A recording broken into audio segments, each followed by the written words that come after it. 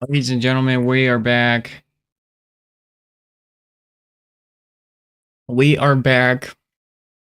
And dudettes, if you're on YouTube watching, thank you. If you want to chat, head over to Twitch. My name. Okay, listen. I don't even want to let people get into the live stream, dude. I don't even want to. I want to know what happens. If you didn't watch the part 1, go to YouTube. Go to my last live stream before this one and watch the very end of the stream, because we found this video and it's insane. It's insane. This guy literally runs into, or like the scariest thing I've ever seen on YouTube. Like easily top 10 scariest things I've ever seen on YouTube. This guy in his experience. And I can't wait to unfold it.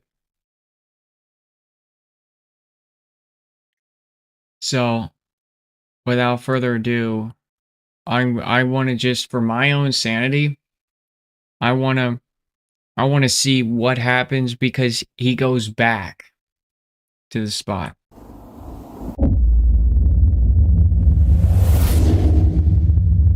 Right, so the last time I came here, I said I would never come back again. After what happened, the way I felt, Right. I've never felt like it before on a camp in my life. Right. However, a lot of people said, you should go back, bring some cameras, night vision, goggles, trail cams, blah, blah, blah. But I really don't want to come back on my own, whether I've got that or not. So I managed to convince a couple of friends of mine to come along. Right. Just because it was such an eerie place to camp, and I wasn't happy going back on my own. But it's 3 months down the line now since the first camp here, and Right.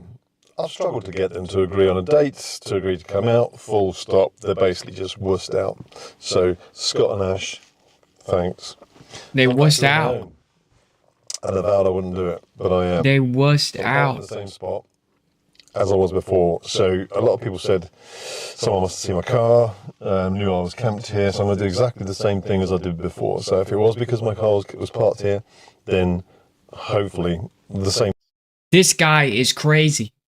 You had a guy literally come up to him and tell him, dude, last time he survived coming to this spot, told him, you're alive and you shouldn't be. And you're going back to the place where supposedly people die.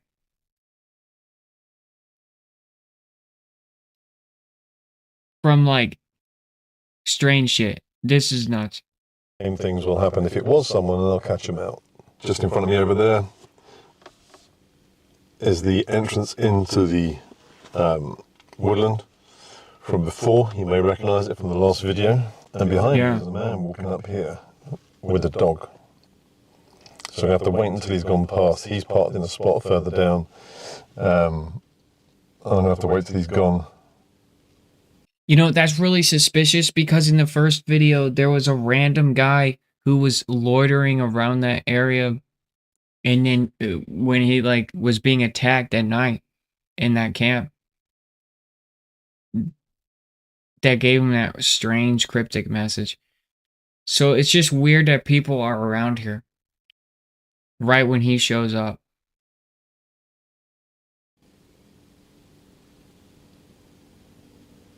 So he's turned around and he's walking back now, which is a bit odd. Yeah, dude. This guy, like that guy that showed up, if you haven't seen the part 1 video, I highly recommend you go to my past live stream or just go to his channel, which is Novice Wild Camper, and watch his first his video where he says he'll never come back here again. It's the craziest thing I've ever seen on YouTube. And I'm really enjoying this algorithm rabbit hole I'm going down, because I'm catching things that not a lot of people are seeing, that are just like really crazy phenomenons. Probably 100 yards with his dog. and then gone back again. So he's pacing. Weird. He's pacing. Why would you walk such a short distance? Unless it was because he clocked my car, remembered it, turned around to get his ghillie suit on and his night vision goggles. Yeah, dude, that's literally what I'm thinking. Because, like, it made no sense what was happening that night other than a ghillie suit and night vision goggles. That's so true. Who knows? Right. I want to grab my gear, head up into the woods. See you in a minute. See how I use an ad blocker. Very mindful, very demure. Shut up. All right. Who knows? Right. You know, I found shut up is a lot better than an ad blocker. I want to grab my gear, head up into the woods. See you in a minute. I'm so invested in this story right now. This is truly phenomenal. Breath already. So I managed to get my gear on and get out of the car and across the road before anyone came along. And so it's a pretty quiet road. It was just that dog walker, which is a bit weird, who disappeared off in the background. Forgot how quite a steep climb it is getting up here. So I think I'm heading the right way. I believe it's over there and off to the right, which is where I was last time. I think. Let's go and have a look.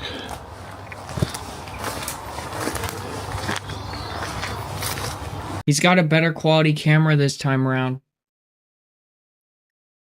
He's got a 4K camera nowadays.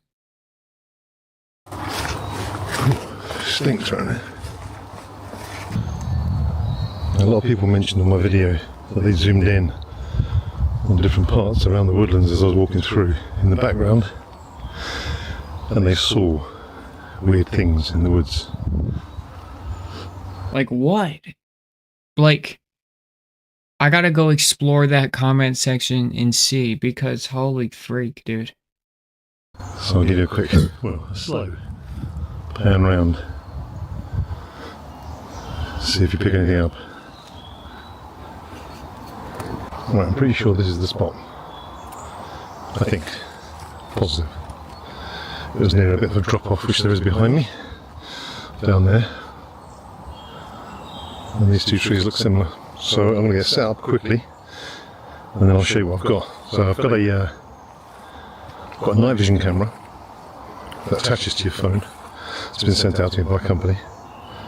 I've also got a trail cam, which is a PT Ranger trail cam, and this one's actually got a 4G SIM card in it, as well as a memory card, so it connects to your phone, gives you alerts if anything moves, then it picks it up, sends you an alarm to your phone, and you can watch it live. You can also move it around as well. So I'm going to get the hammock set up, and I'll get the bits out and I'll show you them. So a company called X Infrared, or iRay, have sent me out a thermal imaging camera. Now these things are not cheap, but this one is something that I've never seen before. Damn, this dude got a whole ass, like, tactical setup, bro. This is sick. This is the type, it comes in a massive box, but you get a few other accessories with it. But this is basically all you need to bring out, this. And it is absolutely tiny. It has two versions. So that's the product there. Infrared, X infrared. And this is for a USB-C connector. So this will work with any Android phone. And they also do it for that, what's that rubbish phone called? Oh, come on, dude. iPhones aren't that bad. They're convenient. I something, anyway. Anyway, so they have two versions of it. So it will fit any phone. And essentially what you do is you plug this in to your USB port, USB-C port, Lightning port, undo the cap. You download an app.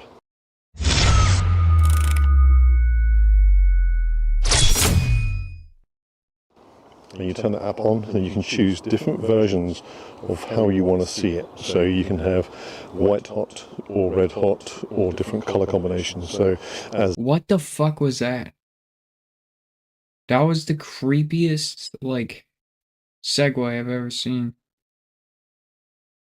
night vision goggles would work, or thermal images. I will show you later, obviously, when it is dark. But you can also turn this and it will focus in on whatever you're looking at. Now ideally you should have it mounted on a tripod to keep it stable, just because it's better picture quality. So I've got my phone adapter for my tripod as well, so I'll give that a go later on. So if I hear anything throughout the night and I'm sitting here in pitch black trying to see what it is, then this thing's going to pick it up. I've used this at home, had a little play about with it in the house. It's amazing how clear and how much you can see in pitch black with this thing on. It's quite scary. Don't buy it if you're a stalker. So my next line of defence is the Reolink PT Ranger. So Reolink have sent this out to me, and this is the one that connects to your phone. So this has got a 4G SIM card inside it. You strap it to a tree. This guy's getting so many cool ass products. I gotta say, this guy is lit now, dude. He's so famous now. As you do all these things, but the head can actually turn. It can move 360 degrees, and the camera can go up and down as well. So you can control it from your phone and move it around. If you see something move, you can watch it live on your phone. It'll also send a notification to your phone, so it will buzz and give a notification that there is something moving, and it's picked something up on the motion sensor, so you can immediately check your phone and see what it is. You can even press a little button and talk to whoever it is that's out there, or there is an alarm button, so it sends off a siren, emits from here and screams at the person who's, or whatever it is that it's picked up on the trail cam. This comes with a 32 gig memory card, and it is a rotational swipe, so it will clear it out. When it fills it up, it'll just start to do it again. So if you do want to use it for long periods of time, leave it up on a trail that you know is on your land, I'd probably recommend putting a bigger SD card in there, just to give you more memory storage on it. But obviously it will immediately alert your phone with the 4G, as long as you've got signal with it, so you can see what there is there anyway, and then go out and download the information. Now, the only downside to this is you can't download it to your phone when you watch it, so when there's a snippet, you can't save it. It only saves it to the memory card, which I think is a bit of a pain, but there you go. It comes with an aerial, so this screws into the side. It does make a big difference to the signal, so that picks up the 4G, and then it connects to your phone using the 4G signal, so you can be anywhere in the world with the 4G, and it will pick it up, and you can see what's going on with this camera. So I'm gonna... Whoa! Anywhere in the world it picks it up with 4G. That's crazy, dude. That thing is expensive as fuck. I have this outside my hammock, facing away, probably. And I think I'll have it facing that way because that's the way I came, and I think that's pretty much the only way you could get here. You could possibly travel across there, but I've got another one I'm going to use for that.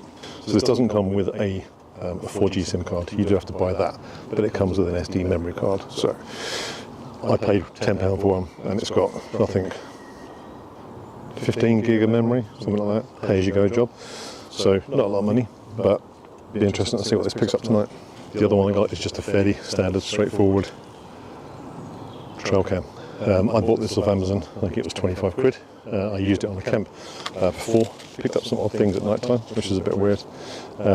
So this just takes static photos and videos, stores it on the SD card, you take it out and then that's it. No notification to your phone, but it'd be interesting to see if this picks up anything as well. So I'm going to have one facing that way, one facing that way, so that way I can come out and go to the toilet in the middle of the night and not disturb it, and hopefully get almost 360 security. Right, I'll get these set up and I'll show you them on the trees. So one little word of advice when you're setting this up, have it at a height where you can reach inside here, because that is where the Allen key is, or the Allen key screw goes that holds the bottom on. And also you need to make sure that these are lined up, because that is your aerial connection. And this, with this, it comes with a solar panel that screws into there.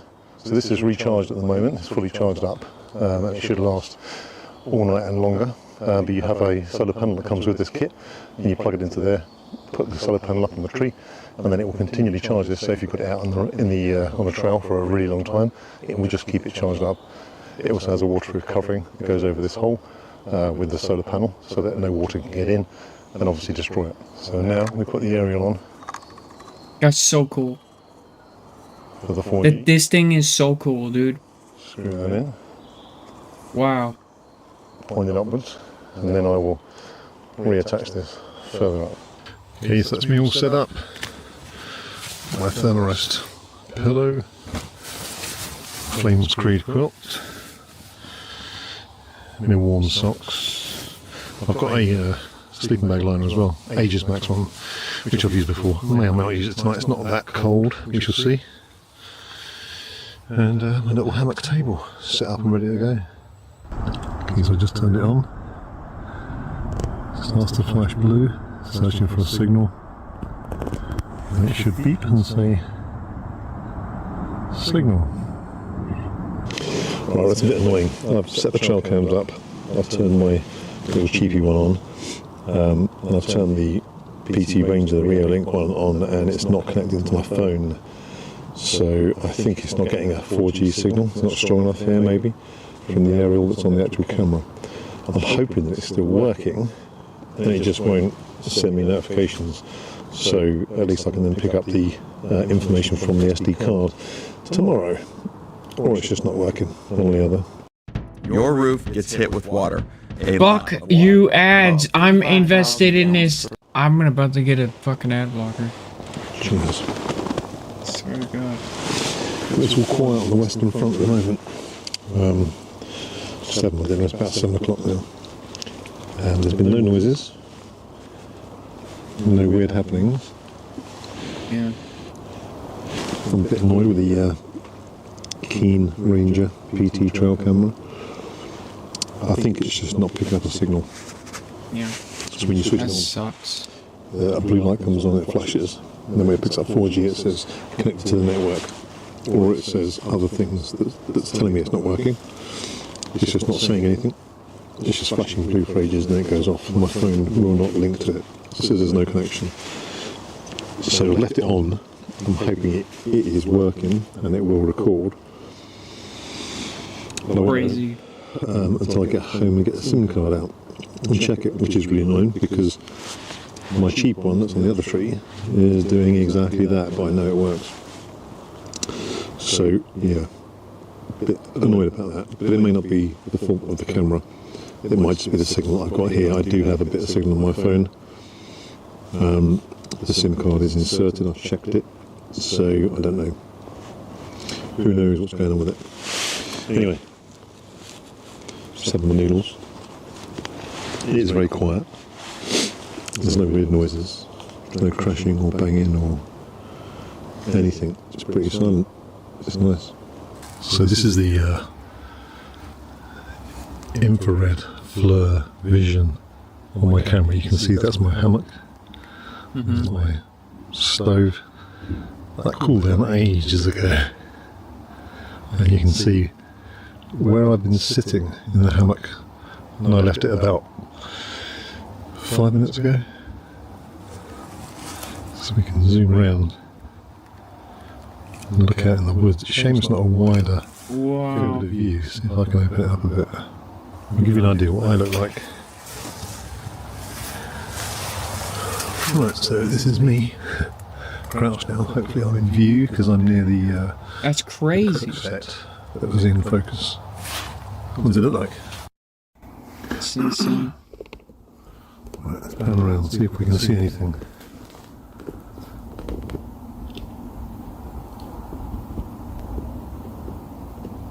Really, there's a worn tree trunk bottom behind my hammock.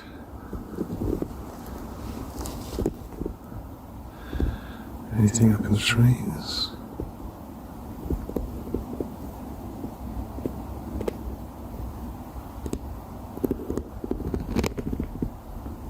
That's so creepy. Oh my God.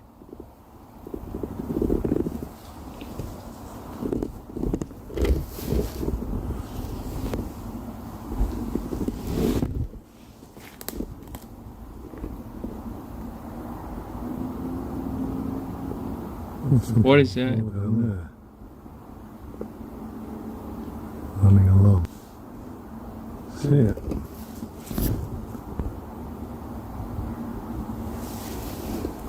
Huh.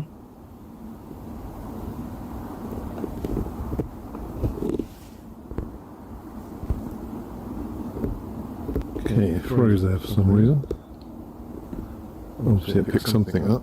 When I zoomed in, it just shut down. There's a little creature. Oh, there he is. It's like a rat. That's crazy, dude.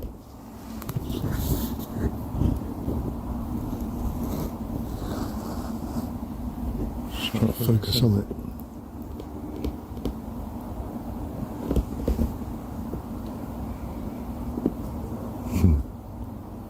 I think he just saw me. That's pretty cool. Just heard something behind me. See, where's that log show warm?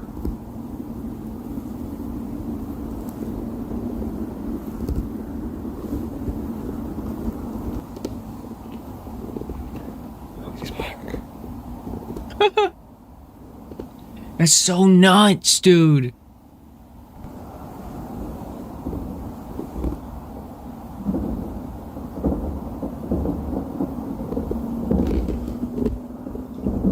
What is that?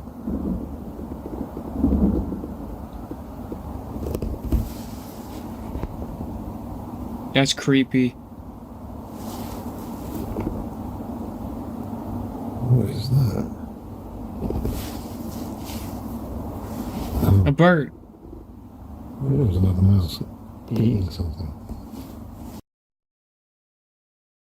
So keep hearing loads of mice and things dotted about. Nothing around there. What?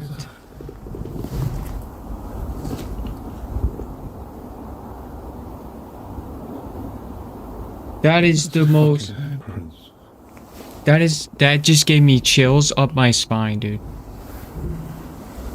Just put my torch on. That wasn't there 2 seconds ago.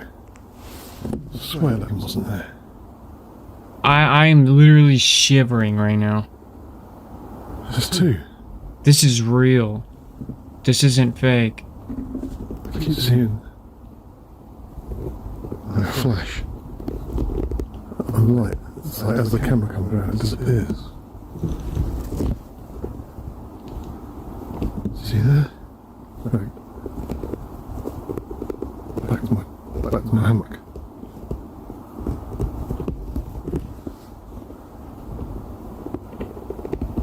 That is so creepy. That's freaking me out.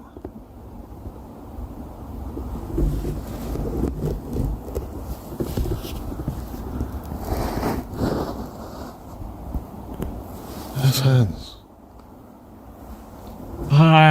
Dude, like I have. Same moving behind the tree.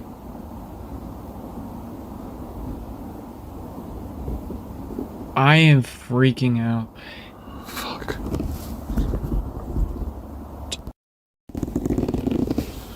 Dude, like I am genuinely like shaking right now. That is scary as freak, dude. That is the freakiest thing I've ever seen in my life on YouTube. Quiet. I've just been out having a look around, seeing what I can pick up on the thermal camera.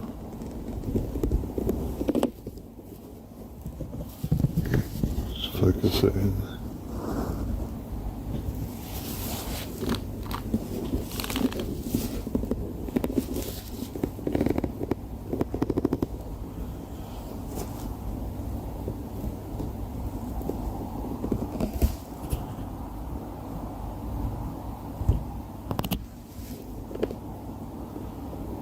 Feel the white hot.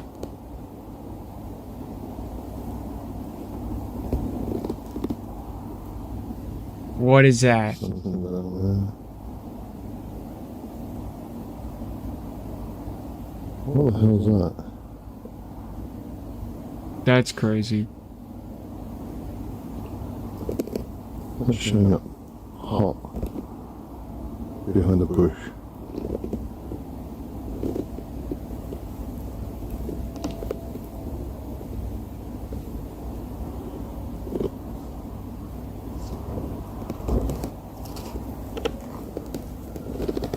It's a tree.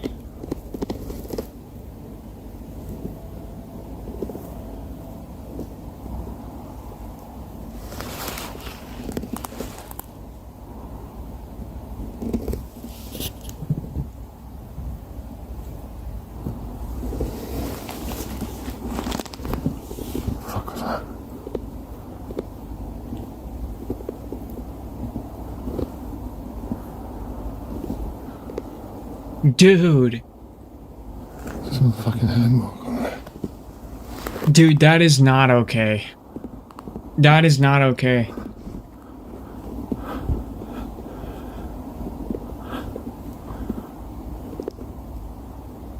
That's a fucking hand mark. That is a ghost, bro.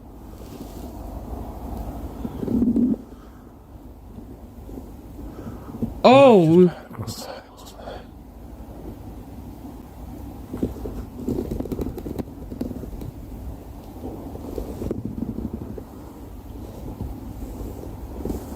Bro, I have chills, dude. This is the creepiest thing I've ever seen in my entire life, dude. That's nearly gone.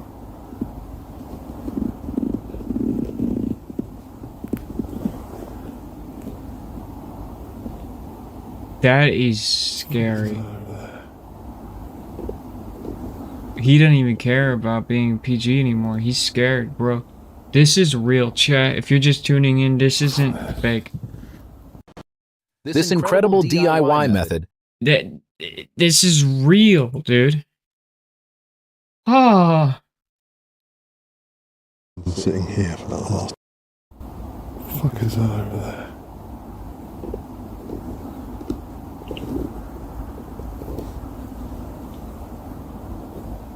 Sorry about the ads. I don't know. Well, I've literally been sitting here for that last hour in the pitch black, just using the thermal camera and watching.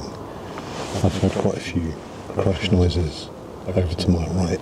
And annoyingly, that's where the trail cam is that connects to my phone, so I don't know if it's working. The other one points left. And those marks on the tree were in front of me. So they're on a big tree that's in front of the hammock. They're not there now. I just had a look at the thermal camera. So it's been considerably quieter here than last time. There's just been a couple of weird instances like that. The hand marks. There was something behind the tree that you could see moving. And I couldn't quite make it out. If I put the torch on, everything just disappeared. So you can only really see it on the thermal camera. And again, when I'm zooming around with it, panning about, you keep seeing these flashes of heat light, and then it disappears as the camera gets onto it. It's like it picks it up and then it disappears. I don't know if it's a fault with the camera. I don't understand why, because it wouldn't pick up a heat signature that wasn't there and make a white flash. But you see it, and then as it focuses on it, the brightness of the heat just dissipates. It's odd. There's loads of flies about. I don't think I get any flies this time of the year. It's the beginning of February, for God's sake. I'm beginning to wish that I hadn't bought this thing, because I wouldn't have seen those marks on the trees. The weird thing was seeing, there's loads of rats, obviously, jumping about, bouncing about across the trees. And it's quite fun watching them, but you cannot hear them. They're pretty much dead silent, which is weird, because you'd expect a rodent of a decent... I'm physically uncomfortable, dude. That is the scariest thing I have ever seen in my life. Dude.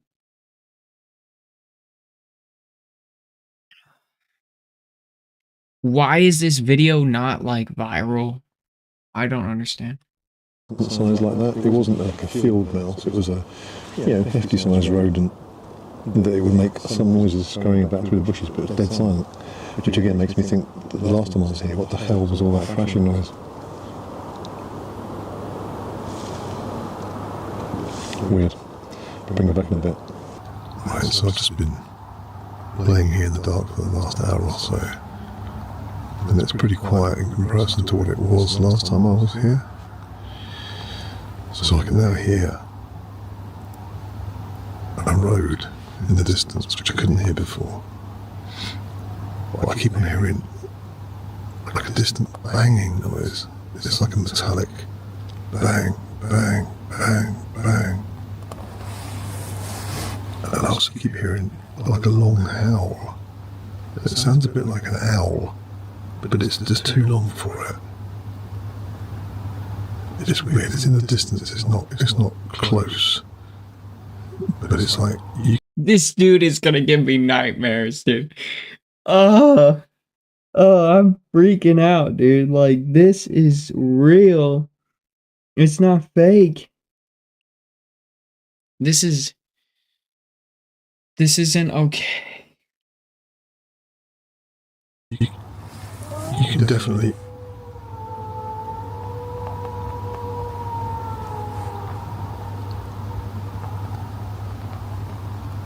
I don't know if you heard. I don't know if you heard There's a that wolf. picked up on the mic or not. It doesn't sound more like a wolf, but we haven't got any wolves in this country. It could possibly be a dog. I don't know. I've never heard that. I've never heard anything like that whilst camping. I'm not in.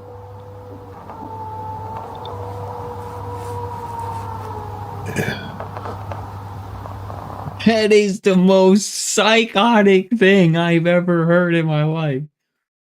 Dude, that's not a wolf. That's like a wolf, but if it was just metallic. Beautiful sound. Like, just the most beautiful wolf howl in history. Like, that is creepy, dude. Oh, dude. What else in this video am I gonna see that I should not see, dude? Holy smokes, this is creepy, dude. That's just weird. So I've just been outside, just standing quietly and listening, because I keep hearing these weird noises. Just it's in the distance. It's not close, so it's not worrying me. But it's weird.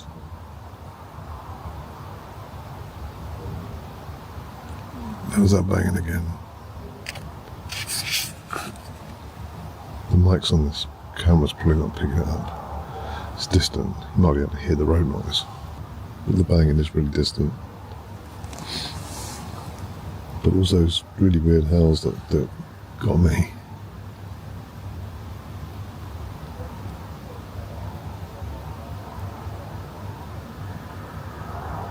I hear voices. You see how his eyes are dilated? And there's a light shining in his eyes? That's called fear, chat. I said this in the last video. When somebody is scared, their eyes dilate. You understand that? And when you watching a YouTube video and a motherfucker is claiming to be scared and his pupils are like this fucking big, okay, he ain't scared. But if his pupils are like this goddamn big, he's scared. Okay?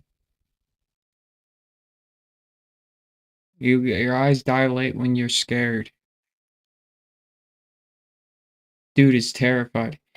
Holy crap! This video is crack, dude. I can hear talking. I heard it too. The radio.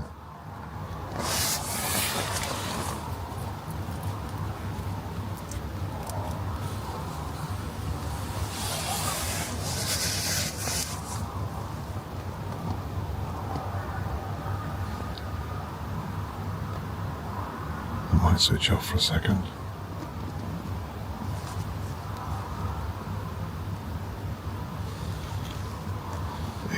It could just be someone walking a dog or something down the main track.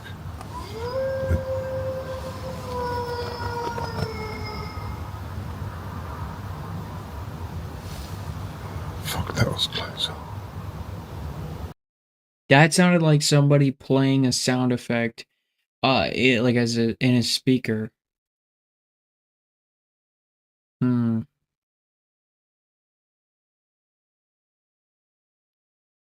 I wonder if he's fucking playing us, dude.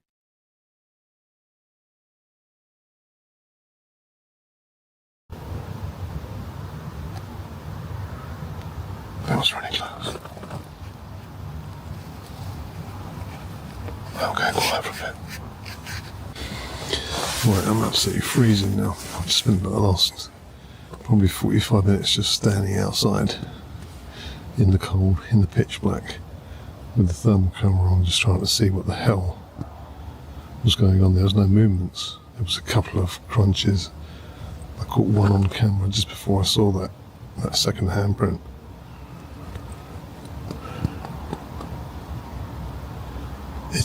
There's got to be some weird anomaly with the tree. That's the only thing I can put it down to. Everything else tonight, apart from those weird noises earlier on, has been pretty quiet, fairly calm, which made me think that maybe it was someone who saw my car last time and they haven't seen it this time. I've had no rocks thrown or branches. Lots of weird noises in the background though, sort of distant. This banging keeps on happening and that howling. Not as loud as it was though. It's up past 11 now.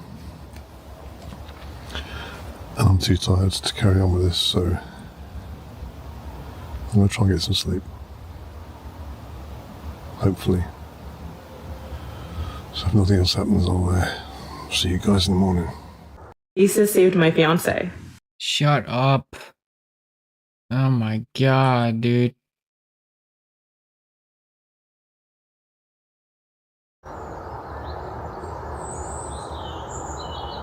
Rip. See you guys. This rips me out of the fucking moment every time, these ads. They're so fucking annoying. In the morning. YouTube, ad at the beginning, end. That's it.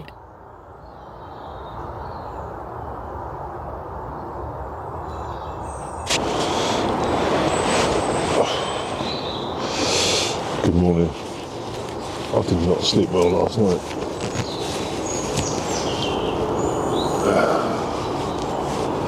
You're alive.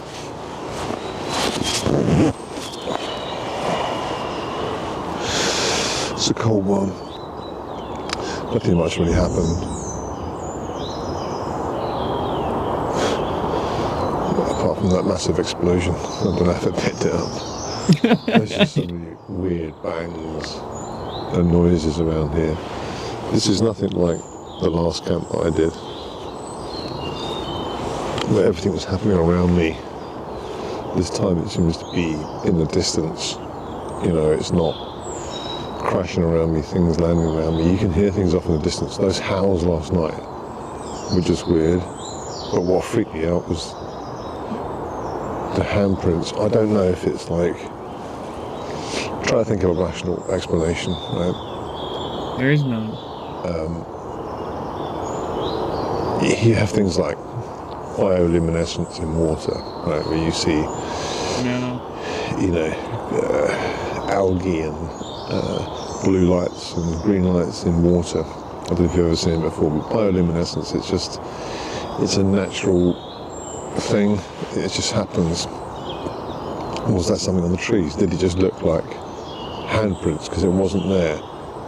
You know, I panned across on one section, went past the tree. I heard, obviously it's pitch black, I cannot see a thing apart from the screen. And I heard a crack, zoom back again. This is terrifying. There was what looked like a handprint on a tree. I don't get it. It's a handprint. Well, I survived the night, which is better than last time. I didn't sleep in the car. I did feel a lot more comfortable last night. There were some things rustling around the hammock last night, but again, it'll be the little rodents that I saw on the night vision camera, or thermal camera. So yeah, you're going to get that in the woods. That's fine. That's the noises you get used to. We haven't got anything scary in this country. Say that.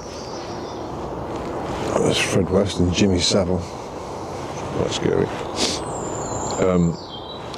Yeah, there's no wild creatures that are going to harm you, in theory, in the UK. So you're going to get animals running about. There's deer, muntjac, there's little rats, rodents, badgers, stoats, weasels, squirrels. You're going to hear them. They're not going to do you any harm. It's just getting used to the noise of them. And that was pretty much what I heard last night around the hammock. But it was just the distant noises, the banging. I'm not going to say knocking, because everyone's going to go, ooh, it's Bigfoot. This was like a metallic bang, bang, bang, bang, bang, bang, bang. It was weird. But then the howls. So they started off sounding like howls. But they were just getting longer and longer. The howl was extending way beyond an owl's capability. So, yeah. I don't know what that was. Maybe someone's got an Alaskan Malamute or some kind of Siberian Husky.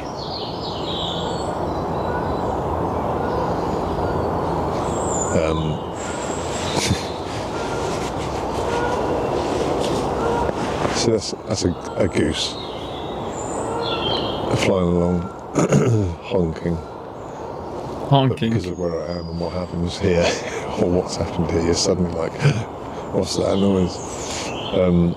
Yeah, so it could be someone who lives local with a large dog that howls at night time. Who knows? Anyway, I've got the water boiling, so I'm going to get me a coffee on. Right, so I have checked the trail cam, the cheap one that I had on pop up on the tree. It's got a very small screen, so I can't really tell if it's picked anything up. There was a couple of pictures taken, so I'll put it up on the screen now. And I'll also check the other trail cam, which I cannot see because I couldn't connect it to my phone. So I'm going to download everything from the SD cards. If anything has shown up last night, I'll put it up now. Okay, so I'm back home now. I've just gone through the SD card for both the Keen Ranger PT. I'm excited, dude. I'm excited. This is crazy. And my trail cam. So the Keen Ranger was working, it just wasn't sending the signal to my phone, so obviously there was no 4G signal, not enough for it to connect to my mobile phone, so that was working, but the only things that came up on it was when I was setting it up, so it was picking up my movement, so that's fine, but it didn't pick anything up at all. My trail cam picked up a couple of odd pictures. Obviously something was moving for it to trigger it. I can't see anything in the screen. I'll show you those now. But also there was one small video snippet this morning. So it was in the early hours of the morning. There was some sunlight, or there was some daylight. But you can see something sort of down the bottom of the picture here move. And then the camera clicks a couple of times. So it's almost like something was trying to grab the camera, which is a bit odd, but then it just shut off. What? So, okay. Dude, what do you mean you pass this off? You just pass that off?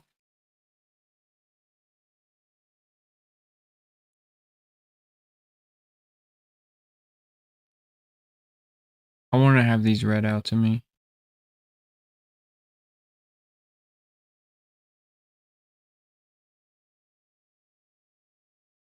Tip number 1. Try gear out long before going back to a place, even more so to a place that you're uncomfortable in. Your situational awareness isn't great, which is fine, really, but to rely on brand new gear for your own safety, bad idea.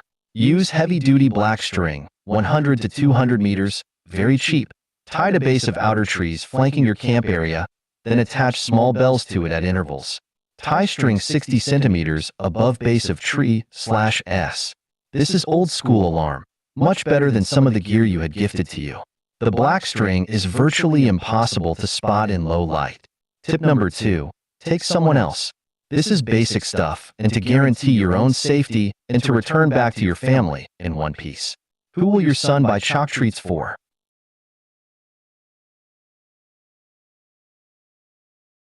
Jesus. The fact that this is serious, guys, is just not...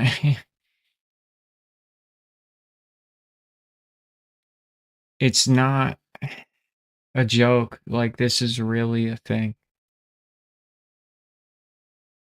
Tip number 4, do not under any circumstances use white lights/lanterns for nighttime videos. Green ones will hide you much better. If you're woken by an event/disturbed, tossing Xylem light sticks in the direction of the issue will deter them at 100%. Tip number 5, do not under any circumstances risk your shit for likes/views on this medium. If you feel pressure to go back to a bad spot, ask your family what they do. Tip number 6, be safe, man.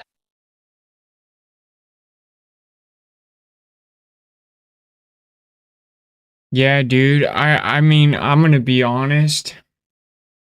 I don't even care to see the thing that, like, I got the hint the first time, the first video.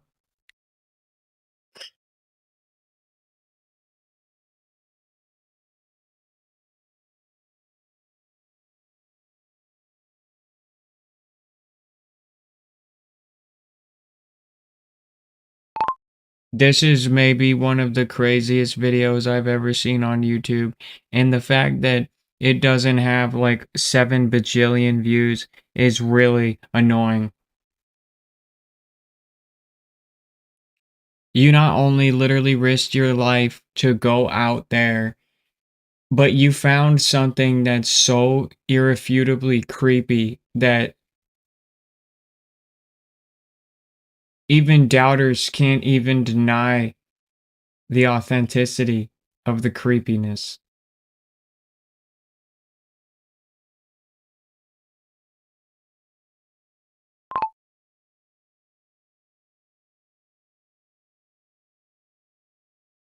It says here at 2021, the camera is placed on a position in approximately 2 seconds, where at 2023 it picked up back up pans across the handprints of the tree. It is picked up back up a pans across the handprint. You can tell this is happening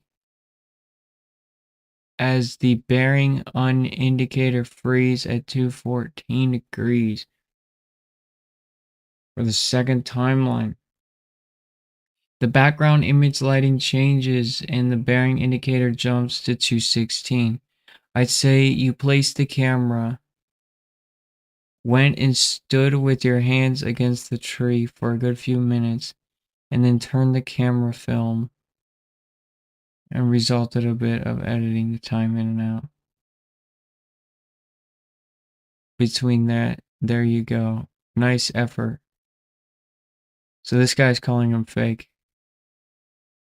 The bearing indicator background image changed because as you missed an accident touch in the top right of the screen, it changed the color wheel setting.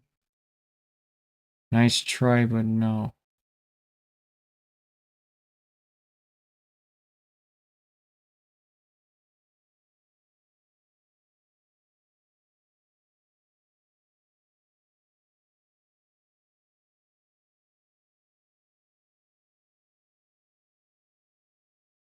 No, so the haters are calling him.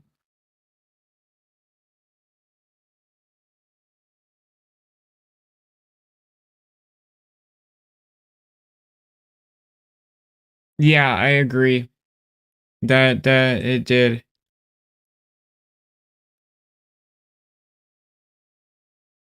I'd say that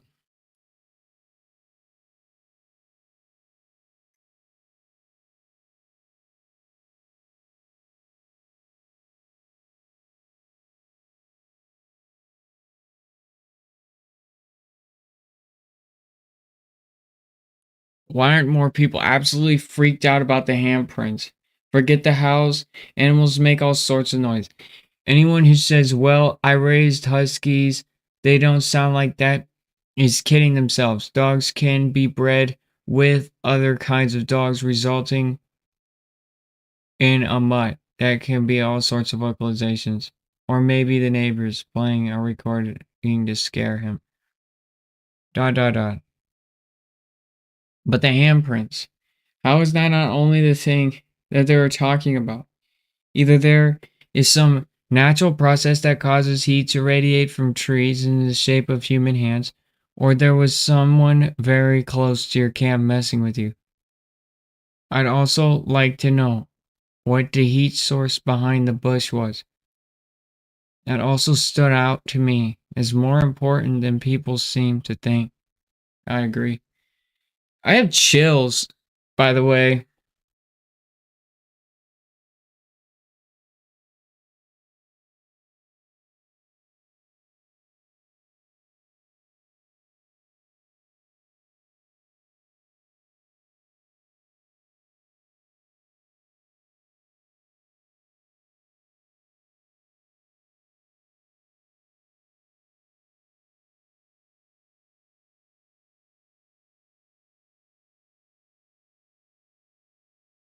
This guy would have been real easy to hold your hand next to the handprint on the knife. Same size, probably, and made them. Shame you didn't get that shot. Maybe next time. I personally still think it's all set up. Enjoying the content. I don't think it's a setup. I really think that this is something that is ridiculous. Big respect for getting some high quality equipment, heading back out there for another night. It's creepy as hell out there. I had something similar happen to me in the forest out the back of my house. Very weird. I watched the first video and I really was intrigued in what was happening, but after watching this video, soon realized it's a load of old cod swallow.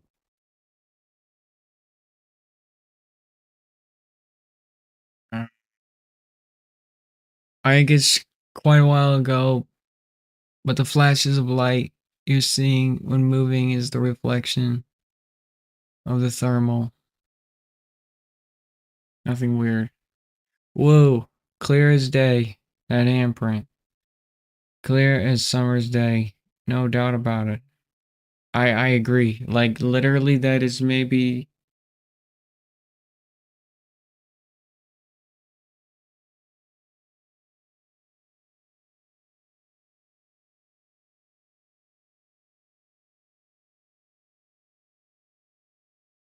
Camper Vibe did a video. She found nice woods and planned to stay a couple days. This is creepy. This is a creepy comment. I don't like this. This is creepy. Camper Vibe did a video. She found a nice wood, planned to stay a couple nights, and did some decent photos. She lasted one night.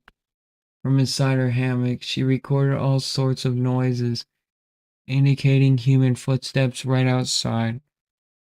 And something touched her hammock. Turns out, it's known that the most haunted woods in England. She didn't know where she went. I wonder if it's the same place. There are a few like that. Under the same woods as a kid, or as it's small, in the middle of nowhere. I've had a couple weird experiences in the woods. Cannot Chase was one.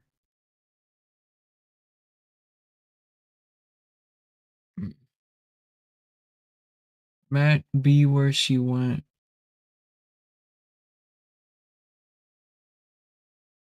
What the fuck?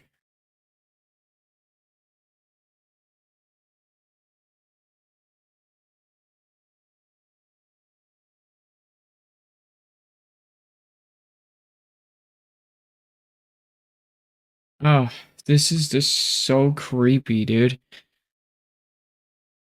I have chills. I need to watch and see if he's been trying to scare other people.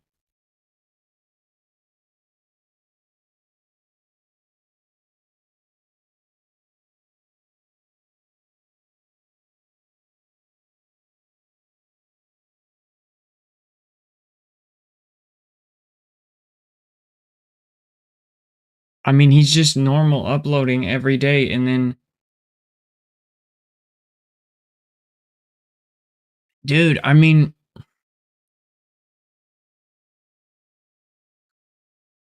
it's just all his videos are is just promo product. Promo product.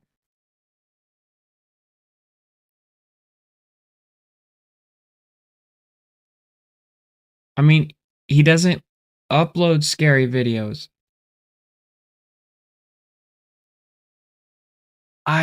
Dude, this is so.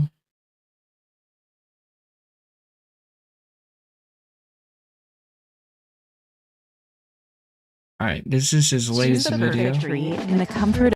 This is his latest video, and it was 10 hours ago.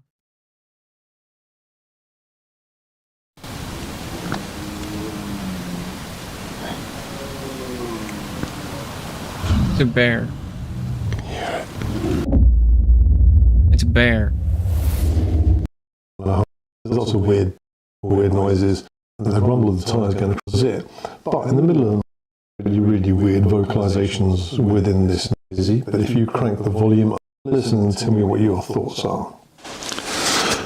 Well, I'm under Armour at the moment, and I'm not noise. I don't know if this is going to pick it up. Stag. But I've never seen a deer on Armour, let alone a stag.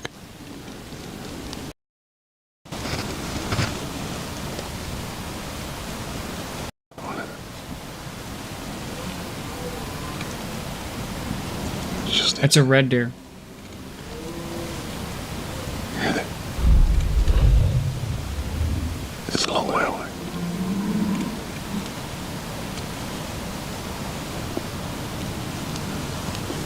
It goes quiet for a while, then has a little stint.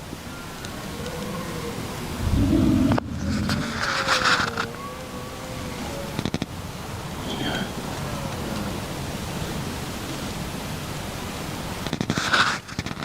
I don't know if this will pick it up.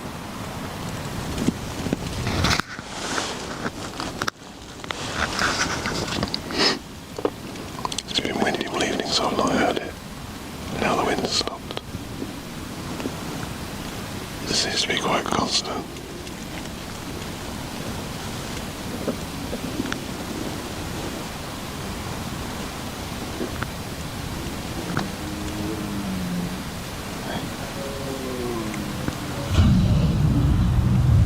Can you hear it?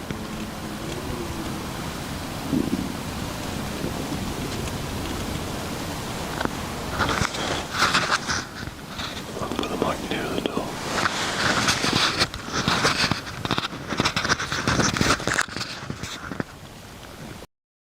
That's not real.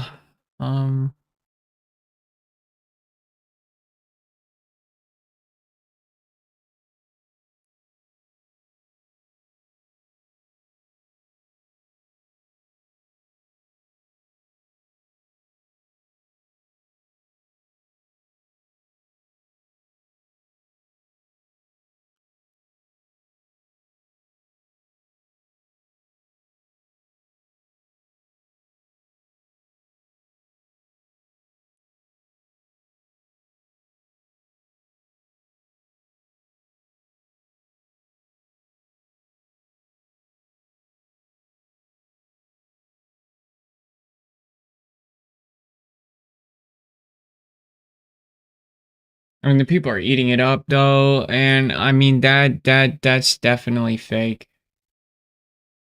So I think he's like just doing that to get some views. Creepy. All right, I gotta go down the rabbit hole. We found one.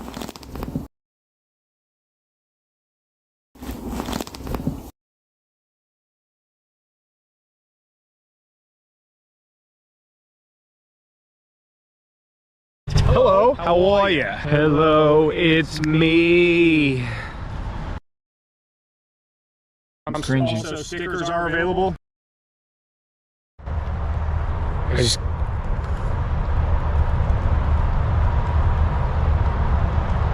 And the design is actually printed on the hoodie to where you wash it means to me. It's crazy to me that.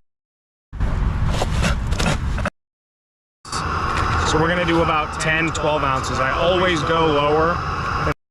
I don't know what it is here, but I keep feeling like somebody's watching me, and it's like very, very strong feeling, like hair on the back of my neck standing up.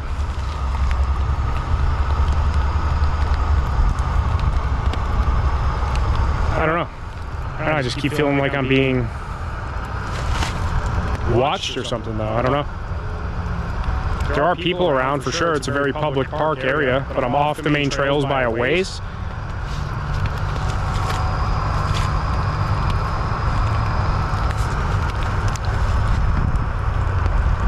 It's also very dead back here and foggy too. I don't know if the camera picks up the fog, but there's fog rolling in like everywhere. It's just kind of creepy, I guess, but.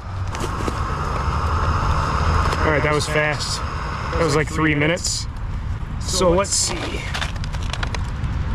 5 minutes, stir and reseal, and then wait another 4 minutes.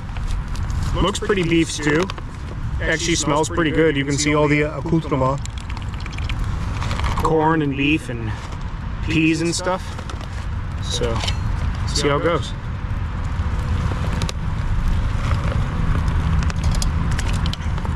One of the nice things about these meals too is you don't even have a dirty dish. The jet boil is clean.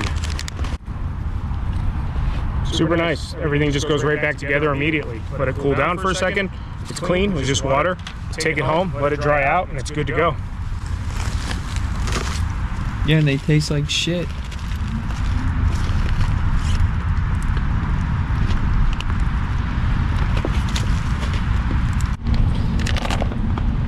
Alright, this actually smells really good. Stir that up a little bit. Set it in a little less water, because I'd rather have it be not as stewy, soupy, no matter what the meal is. The less moisture. No. If you need a little more, it doesn't hurt to just add it and let it sit for a few more minutes. No. I always let it steep in the bag a little longer too. If it says 5 minutes, I usually go 7 or 8. Stir it. It says 4 minutes. Go another 5, 6, 7, just to let as much of that moisture get out of there as possible or soak in. I didn't bring anything to doctor these up. The only time I've ever doctored up one of these baggy freeze-dried meals is the chili meal that my cousin gave me in the office stealth camp, because it didn't have any meat, so I just added bacon. That was it. But no salt, no pepper, no additives, because I like to try them as they naturally are. Again, this is the beef stew accoutrement. So if they're good on their own, they're good.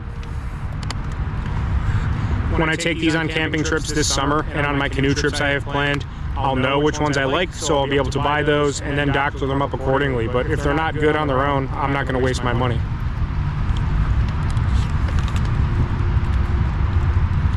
This is the best one yet, 100%. This is the best one yet by 10 miles. The beef stew. Well, if you're eating absolute dog shit, yeah, and then you eat you know, dog food, of course it's gonna taste better than dog shit. All of these taste like dog shit. They're disgusting. I've had all of them. They're horrendous. 2 bites in and I love it. Best one yet by a mile. You're paid to say that. There's no way.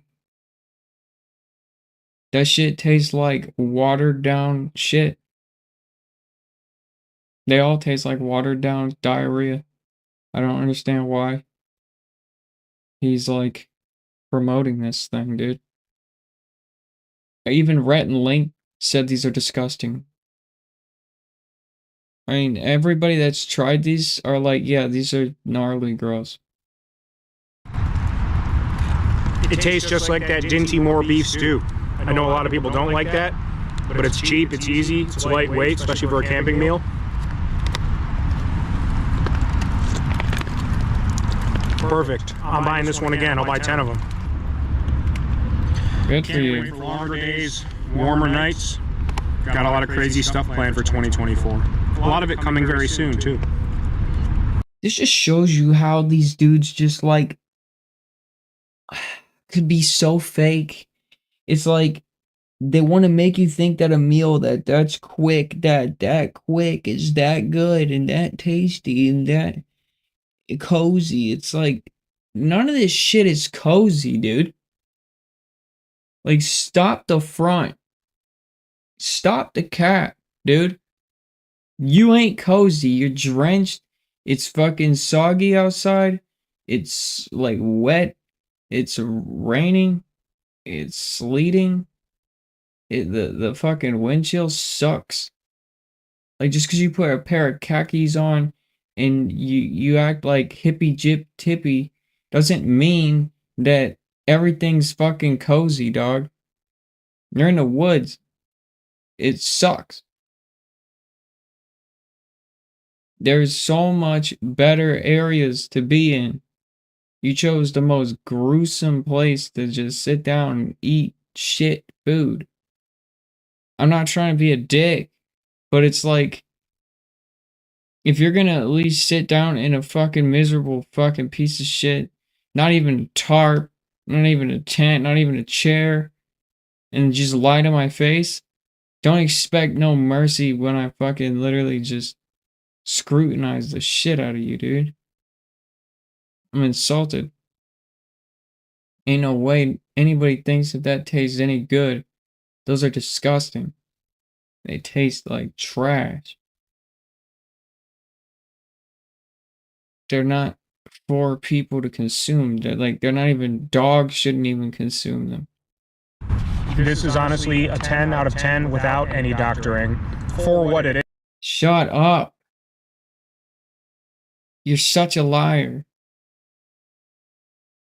How do I expect to digest authenticity when you lie? Because adventure meals are disgusting.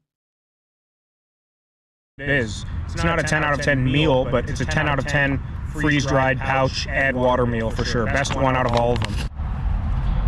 Absolutely demolished that. Nice thing is these packages are recyclable too. Good for the environment. It says these are 2 servings. I just noticed that now as I was reading it. There's no way. I mean, I guess it could be, but it would be a small serving. 100% happy with these. All right, so it's getting dark. It's gonna be fully dark here in about 10 minutes or so. Somebody just walked by. I don't know if they had a dog or not, but they definitely didn't see me, but I could barely see them. The tent does not sit high at all. I've been sitting on my heli case. This was while I was eating, just finishing up eating. I don't know why, I'm just spooked. I haven't been saying that, but I've been spooked since I got here. I keep feeling like somebody's watching me. And then seeing that person. I know it's a public park, but still. Feeling like somebody's watching you and seeing somebody watching you. After this video, I'm going to look up creepy IR wood shit because that was insane. Alright, but this is bogus. And I want to go through the bogus with him.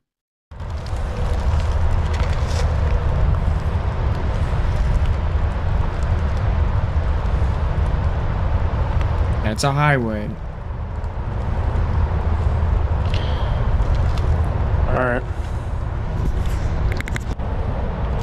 Alright, well, darkest hours of the day. I'm pretty much settled in. Everything's organized, put away. Go to bed. I'm gonna take the heli case inside with me. I don't know, I just have this strange feeling back here. Somebody else walked by. I don't think they saw me, but they were close enough to where they could see me. Even with the low light now in this fog, it's kind of just like a shadow creature thing. Obviously it was a person, looked like a dude, but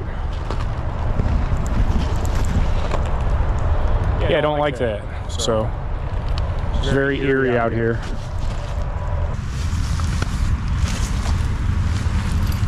Everything's all wet, but it should be nice and dry in here. Alright, so we'll take that in here. A little damp. One thing I don't like is the low ceiling, but that's the point. Alright, we'll close this. I'm not gonna lie, it's the perfect length for me.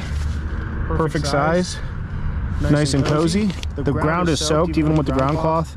No moisture came through. It's just what wicked in here before I put the fly on. It looks. You stupid fuck. You put a tarp down, okay? You put a tarp down on God. Bro, I see so many of these fucking wannabe campers, and you put a tarp down, and then you stake your fucking tent on the tarp. You just wrap a tarp up, okay? And you take your 4 base for your fucking tent, and you put the holes of the tarp, and you stab them through, and then you pound them down. Tent dry. This dude's a moron, dude. Like, they don't even know how to camp. I'm a Boy Scout. I can tell you that this is true. You bring a tarp. If you see somebody and they have a pack and they don't have a tarp with them, they're an idiot. Tarps keep your tent dry. You base tarp, then tent on top. Tarp, tent on top. Tarp, tent on top. Triple insulated tent bottom with tarp on bottom. Still, don't care if it's a tarped bottom. You're not going to be dry. You need double layers of insulation. That's what the tarp is for. Dork. Absolute dork. Looks shorter than it is. I mean, I can. Oops, sorry. So we're gonna relax for a while. Thank all of you. Definitely happy with it. Very dry in here, considering that the fly was off for about 15 minutes, that I'm wet and whatnot. It's actually pretty well insulated too. Breathable, but the fly is nice and thick. So I don't feel exposed at all.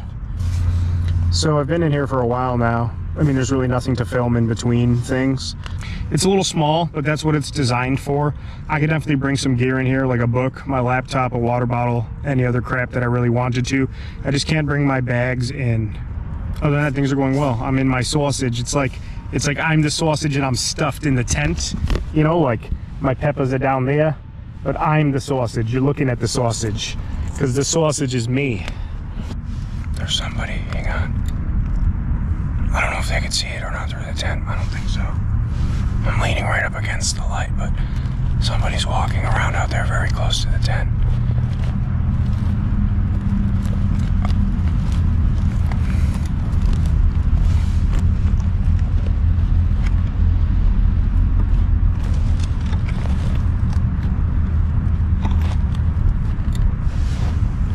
Somebody's out there. I don't know if they're coming this way or just walking around out there. I can't tell. Somebody's definitely walking around out there, though. Hang on. I don't want to leave the light on in case they could see in here. I think the fly is thick enough that they can't see the light, but still, I'm leaning right up against the lantern, so you can only just barely see my face.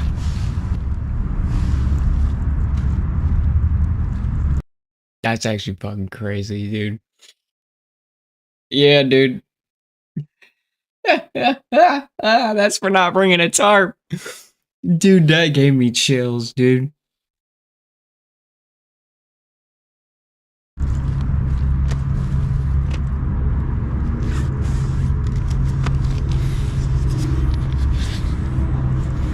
don't know if you could see with my phone. I don't know if you could see me better with my phone or not.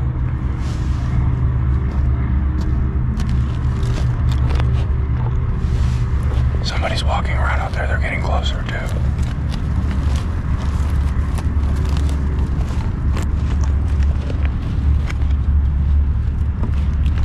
They're getting closer. Hang on.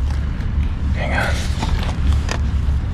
I want you to be able to see as much as possible, but I'm not going to turn on the lantern again. I have my headlamp in my pocket, too.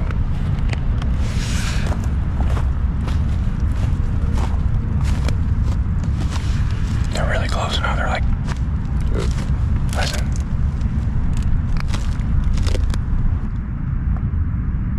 I don't like this at all. I'm spooked. Hello? Hello?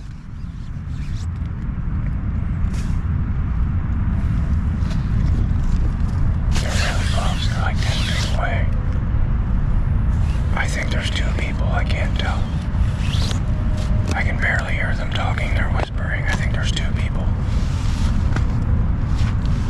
Hello?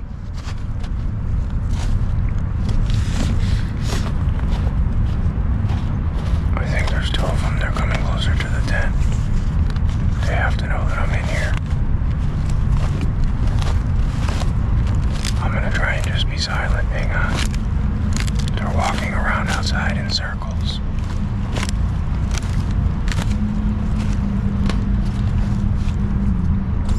This is crazy, dude.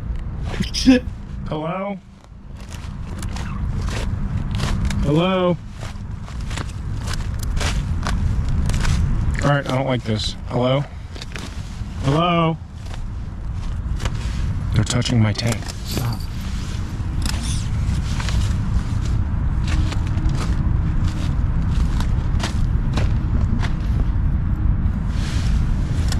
They're right outside the tent. Hello? I'm in here. Hello? Hello? Just get out, bruh. Hello? I'm getting the f out of here. Hello? Hello? I don't know what the f this is, but we're getting out of here. Hang on. Hello? Okay, they're walking away now. What do you want? What do you want? I have a knife. Where's my knife? They're f***ing with me. They're f***ing with me here. Holy crap, get away, what do you want? Hello, I can't see you. Hello? Alright, I'm getting out of here. We're getting the hell out of here. Hello? What do you want? Say something, I see you. They collapsed my tent on me. I don't know which way they went. I think they went this way. I see you. Get away!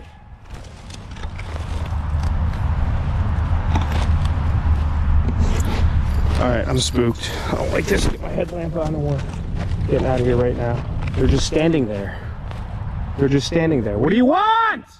Leave me alone! They went over that way. I can't see them now. I know you're there. I see you. They collapsed my tent on me and pulled the fly off while I was still in there. It smells like someone's smoking a cigarette too. I smell your cigarette. I smell your cigarette.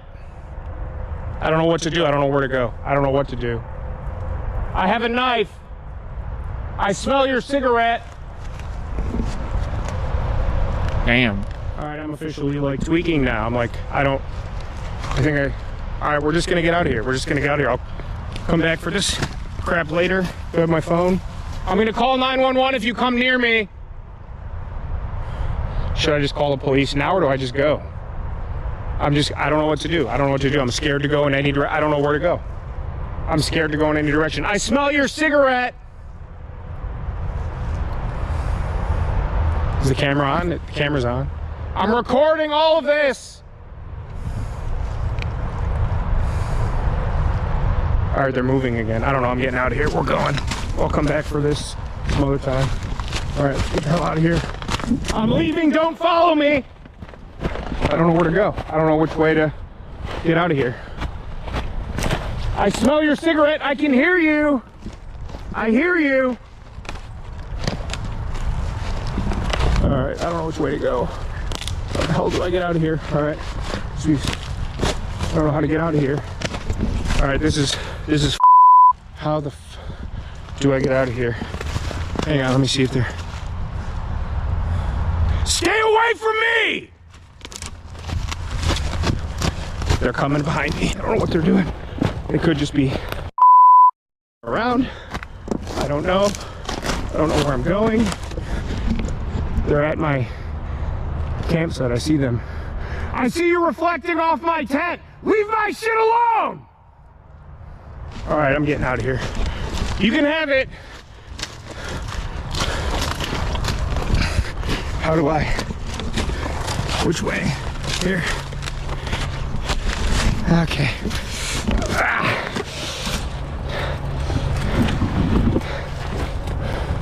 One of them's following me. One of them's Okay, here's the trail of some kind.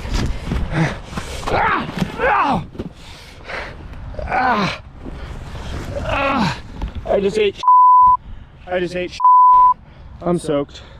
I'm toast. Okay, oh, they're coming. Leave me alone! Okay.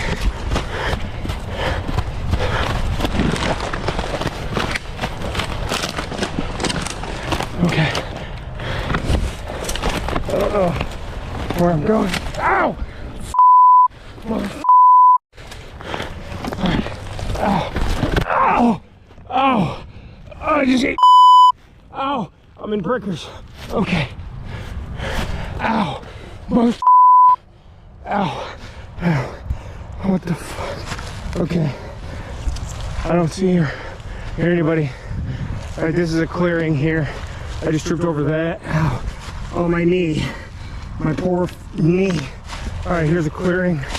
This has got to lead back to the main trail.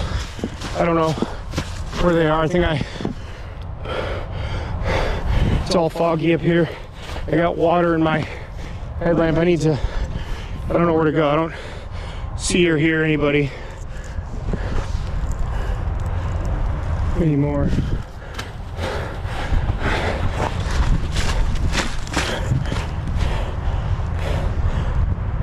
I hear them coming. I can't see the shadow. Here's a path. Okay, get me there. I'm recording all of this. I'm calling the police. All right, I'm back on the path. Back on the path. It's crazy, dude. Okay. Get away from me! All right, we're back on the path. Okay. Ow! Ow! Ow! Ow! Oh, I'm soaked. I'm soaked. Oh God. That's the fourth time. I swear, if I had a firearm, I probably would have used it by now. Oh my God, my nerves are shot. Adrenaline. Oh my God. Oh my God.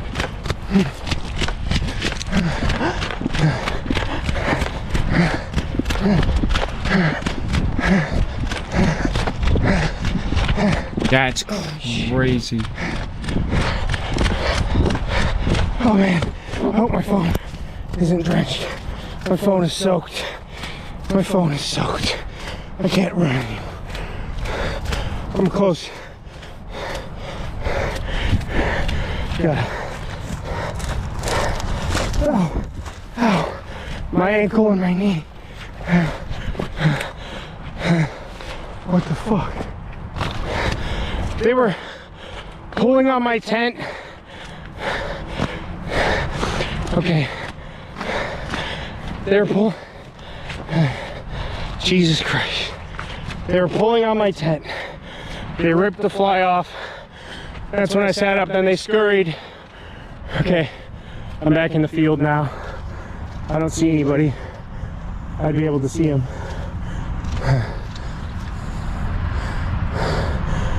I hope somebody heard me and called the cops. I heard them around the tent. I don't know if they were throwing stuff at the tent. I don't know if you could see me. The camera's all soaked. The lens is all. Is that a crack in the lens? No, it's just water. I don't even know if my headlamp's got water in it. My phone is soaked. I'm scared. Not anymore. I'm still scared, but I was far back there. About 5 minutes from the car now, but I'm in the big clearing off the path. I have the high ground, so to speak. I can see everything from behind me. I don't see anybody anymore. Can't hear anybody. If they were coming, I could see them for a ways now. They were my tent. I don't know if they were trying to open it or what, but they were messing with the fly, and then they pulled the fly up, which pulled the stakes, and the top of the tent collapsed on me. Because it's two round poles, I'm walking backwards. Hang on, I'm taking my headlamp off so I can just try and see in the dark. Hang on, I need the light off so my eyes can adjust. Okay, I feel a little safer now, but that was up. I'm soaked. Look at this. I don't even know if you can tell, I'm absolutely soaked. Muddy, I fell in the mud 3-4 times. Jammed my knee, tripped, fell right on my face. Hang on, is this still recording? Is it still recording? Is it still recording? Right at the edge of the wood line. It's about 150 yards away. Hang on. You see that? I see you! I can see you! Oh, it's getting bigger. It's getting bigger. All right, let's get the here. I don't know if they're like after me or something, or what the happening. We're getting the here. It's getting bigger. They're coming this way. Holy I don't like this. I'm calling the police! Crazy, dude. Okay, okay.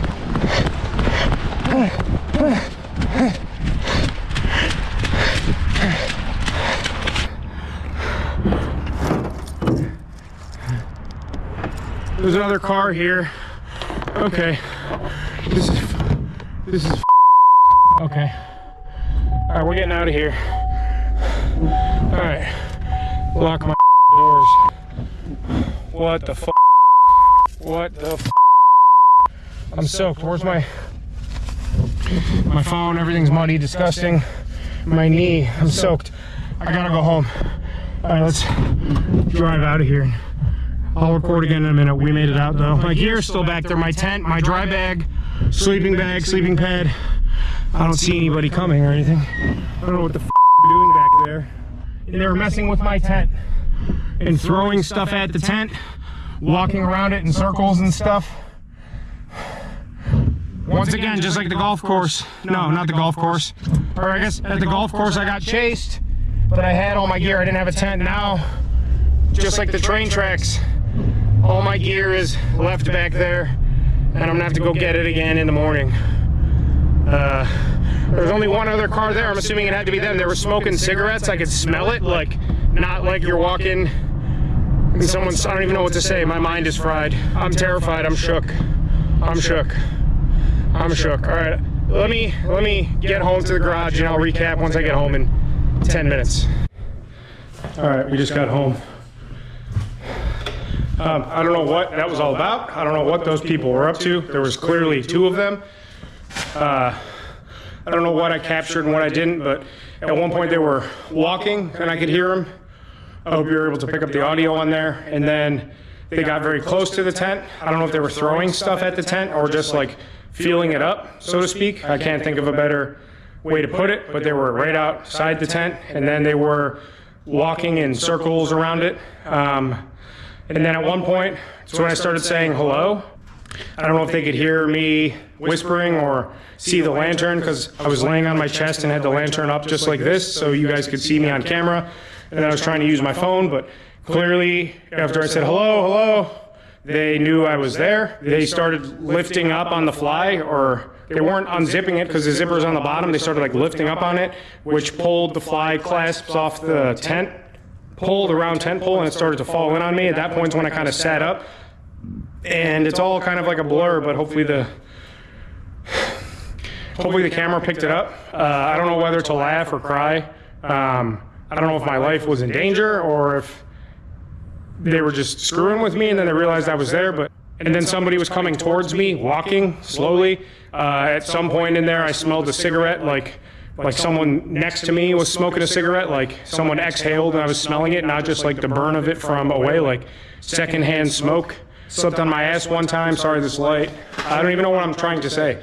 I slipped on my ass one time. I face planted twice. One, I landed on my knees to my chest, and the other time I went straight to my face. I'm absolutely soaking wet and muddy. I don't know. My tent and my bag and my sleeping pad, all my gear is still back there. I wanted to go back and get my stuff. I had no desire to go back and get my stuff at all. Jessica thinks I should right now, so they don't take it, but if they were gonna take anything, they're already there. It's been 40 minutes or so since all this started. I'll go back in the morning when it's light out and probably take one of the dogs, assuming no one's back there. I don't know what they were doing. Probably they could have just been, I don't know what they were doing. So imagine being chased on a golf course at night by Asian Tony, and that's where we're at. So tomorrow morning I'll get up before work and go hopefully get my stuff. I don't know, like I said, when I turned around, I ran one direction, then realized I was going the wrong way, and then went back the other direction towards my tent, a few feet further away, turned around and saw it. I saw the reflecting of the rain fly on the tent, and somebody was standing at it, like above it. And then that's when I saw the other person close to them start walking towards me. So if they were gonna take my stuff or go through my stuff, they already have, because I think only one of them was following me. And then again, yeah, you saw at the end, when I got into the big clearing, I ran pretty far, 50, 100 yards, and stopped. I had nothing but clearing behind me, and then in front of me, clearing to the wood line. And I heard footsteps and it stopped. And then when I turned off my light and shined it, you saw it on the camera. I saw it through the viewfinder, a little light. I don't know if it was a phone or some kind of flashlight, and then it was getting bigger and coming towards me, so I booked it 3-4 minutes sprinting to the truck. I'm going in, and we'll pick this back up in the morning with coffee. And hopefully all my gear is there, and hopefully it doesn't, I guess if it's soaking wet in the morning, that's fine. I'll deal with that, but fun stuff. Northwest wind. I'll see you guys in the morning. I don't know what just happened. I don't know what just happened. Pretty creepy, huh? Even first thing in the morning, that fog. Can't see the wood line, just a big swamp in between everything is pretty gnarly. But we're back. First thing in the morning. Jesus, dude. Half a dozen cars here. I'm speechless, dude. Like, this is fucking insane. See people hiking and biking and walking. A couple people sitting in their cars. So let's go get our stuff. Not necessarily thrilled with how the video played out this week or how things went down last night. I ripped my pants. My knee's really sore and swollen. My truck is absolutely filthy because I was covered in mud and whatnot. I just threw on the same clothes this morning. They're still pretty damp. This is the second time I've had to leave my gear behind due to unforeseen circumstances, and I really don't like doing that. Also, I think it rained all night again, so everything's gonna be soaked. I was editing last night, and even just watching the footage of me, I'm watching all these clips, and I mentioned it a few times that I just kind of had like a weird feeling. But you could see, if you go back and watch, I left a lot of them in there, because I've edited like up to this point now. You could see there's several moments where I'm just kind of like staring off and looking over my shoulder, almost like I heard something and was checking my surroundings.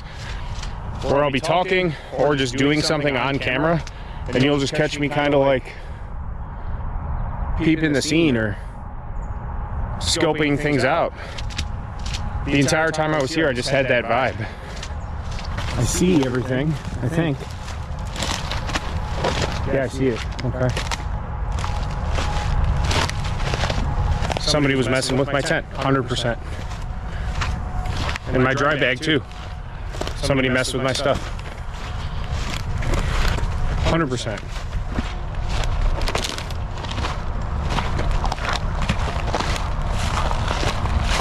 Yeah. Oh man, everything is absolutely sopped. Damn. I can't actually tell if they must have, because see, exactly like I was saying, they pulled the tent from the top while I was in there and pulled the stakes out of the ground. I did not do that, nor did I leave it like that. So somebody was definitely messing with my stuff. It's really creepy. Really creepy. Like I said it last night. When I got out of the tent, the fly was half off, but only just barely over this way. This was folded over more. Yeah, you know, everything. Some stuff. It's not wet in here. Yeah, it did get a little wet in here. Looks like they opened this up, so there was nothing of real value in there because I had it nice and folded and sitting like, I guess I could show you. I had it all folded up down like 4 or 5 times, and it was tucked up against this. Everything is soaked, absolutely soaked, which is kind of a menace.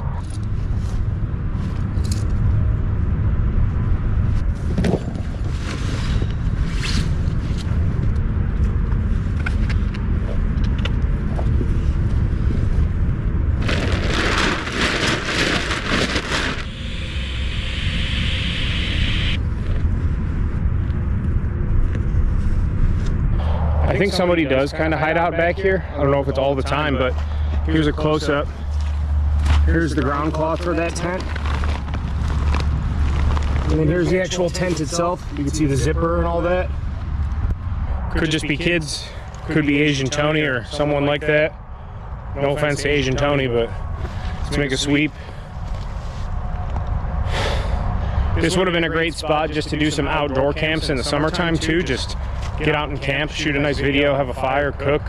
When I have all evening light and all that stuff. I mean, it's close enough to home, but isolated enough. But I don't even think I'll bring the dogs back here to walk anymore.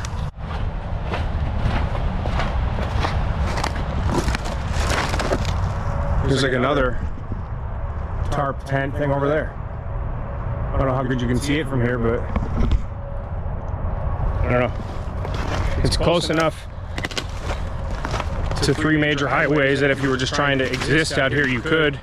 And if you're gone during the day because you have a job or you go do something with your life, nobody would know the wiser. And I think that's what people do. I didn't explore much.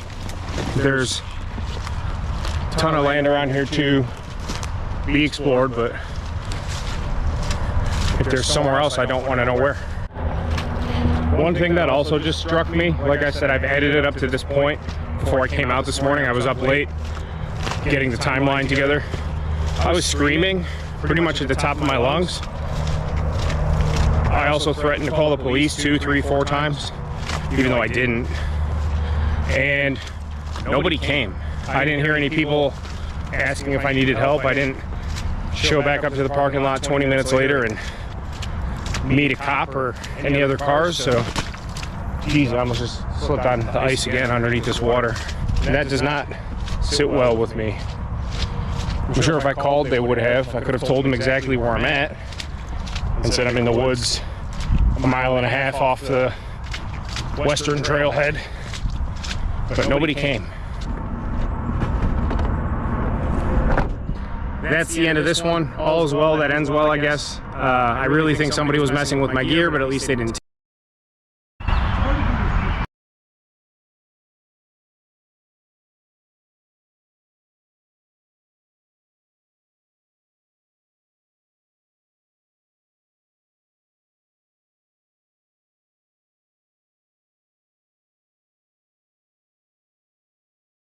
You can literally watch the ads disappear in real time. It's incredibly satisfying. Hey, everybody. Just gonna get right on into it this week. I went out to shoot a video Tuesday night, stealth camp by some railroad tracks. I shot the video up through finishing up dinner, and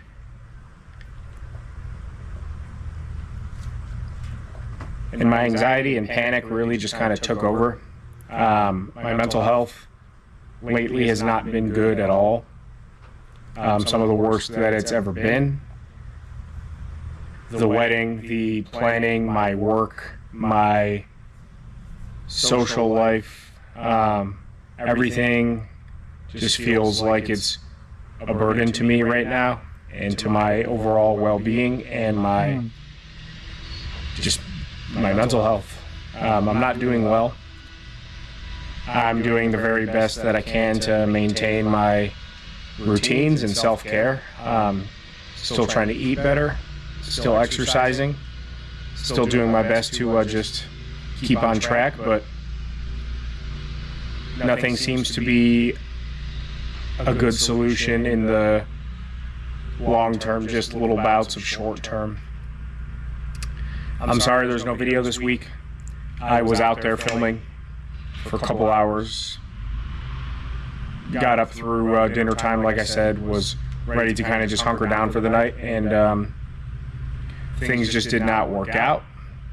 I thought about editing that video up to the point where things ended and then kind of putting this at the end of it, but I didn't feel that was fair to the viewer. I also was not myself the entire evening, so I wasn't just gonna, I just felt weird and off the entire time, and like I was forcing myself to try and act like I was having fun and doing well, when in reality I was just kind of dying inside. Damn. I really need to get this figured out.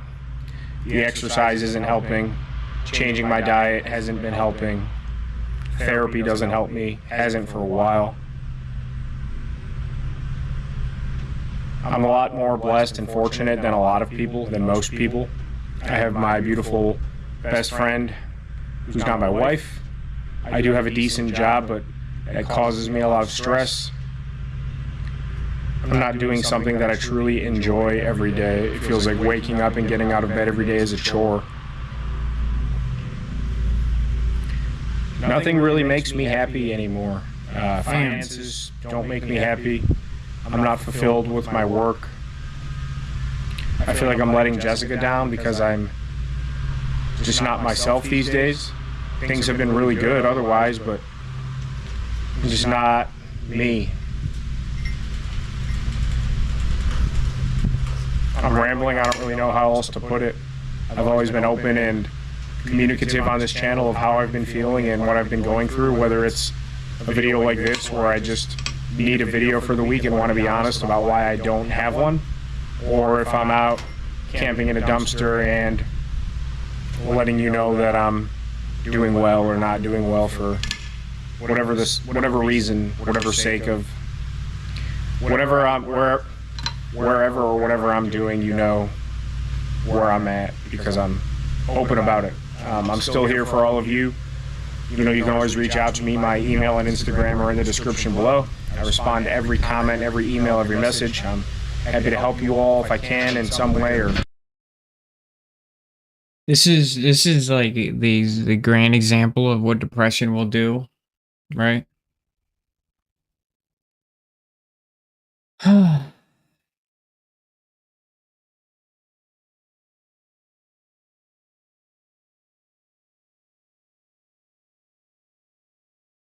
You gotta fight your depression. Like, you can't let those thoughts take over, and then it's I'm this, I'm. You gotta focus on other people, and you just gotta continue to care about other people. You can't.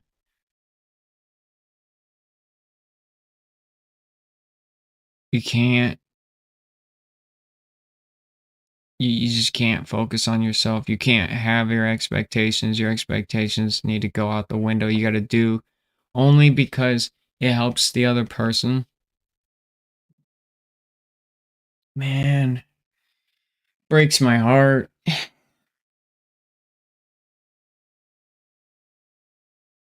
To see selfishness like just consume somebody to the point where they're just like completely broken. It hurts. Because they're the only ones who can escape it. They have to escape themselves. It's if you're struggling with depression, just you are already gonna know as much as you're gonna know about yourself.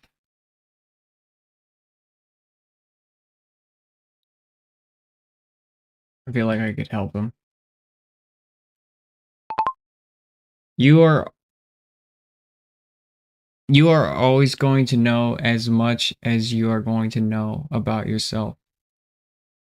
Selfishness will create these lies, will make you focus on these psychoses and these cycles of thinking about yourself. I'm not this, I'm not that, I'm not this, I'm not that. You have to fight these thoughts by using the perspective of other people.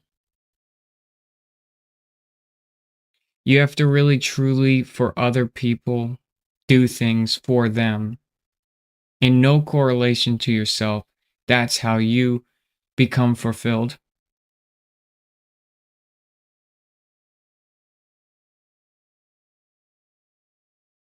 The me psychosis is a trap, a spiral. It is what depression is. The me psychosis is a trap.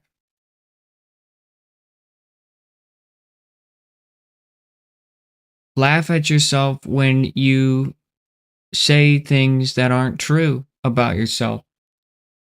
For example, I'm not good at this. Ask yourself, have I tried that?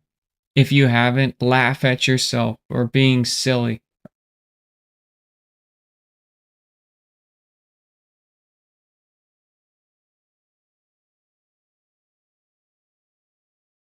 You have to stop worrying about you.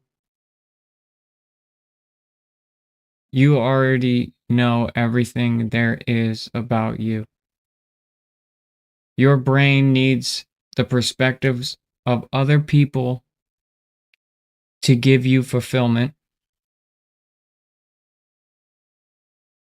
I hope to see you escape your depression.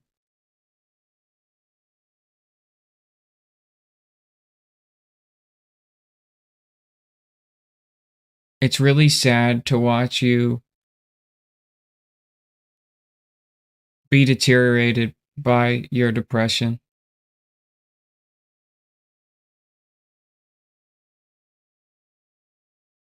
This is what got me through mine. I focus every day on other people because perspective is knowledge. If I can focus on another person and become them and be with them through their problems, for them, I'll know how to attack a problem in a way outside of myself.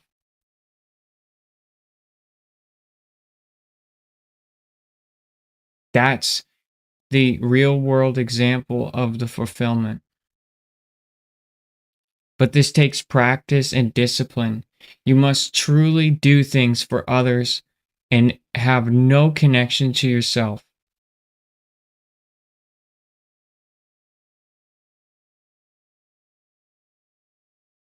This has given me a life of happiness and joy.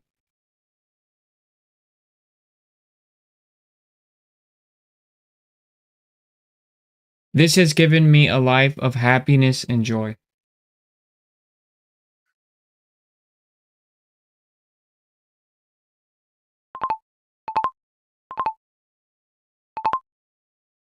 This has given me a life of happiness and joy.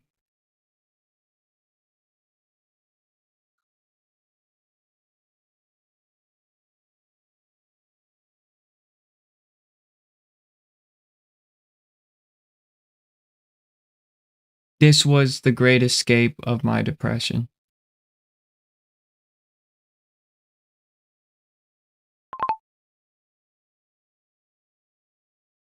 Hmm.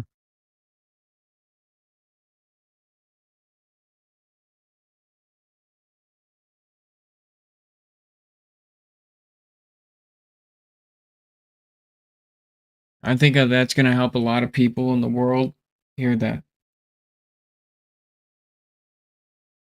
I try to spread that message to everybody. It's in my bio.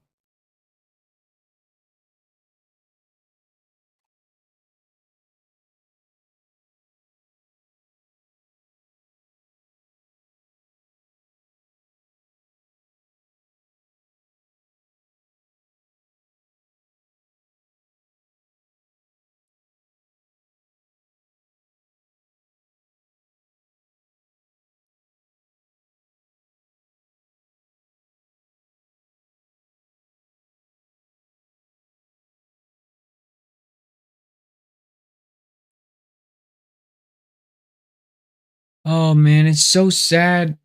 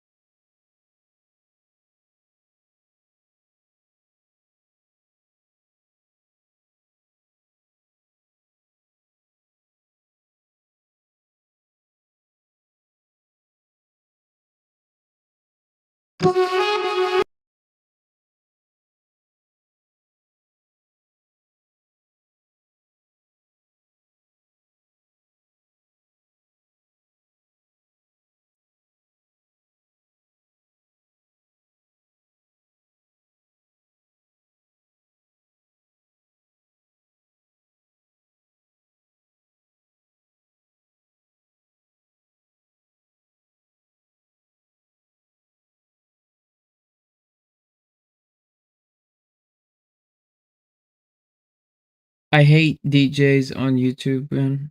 It's so bad. Sucks so.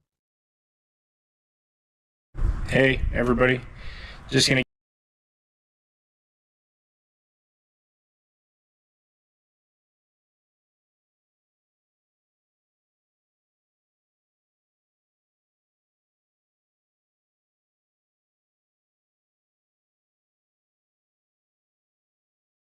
Daring Wood, also known as the Screaming Wood, holds the world record for being the most haunted place in the UK. And a solo camper from the famous YouTube channel, Camper Vibes, is about to experience why. She headed into Daring Wood seeking solitude and a peaceful escape from her busy life. Why do these campers? I want to just get off that topic because it's so depressing. Why do these campers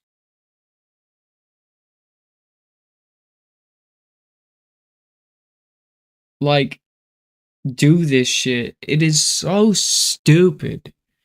They need to make it illegal. Hear me out. What? Camping illegal? No. Hear me out. Hear me out. Okay. They need to make it a crime that if you do something so stupid, that you should just be charged for it.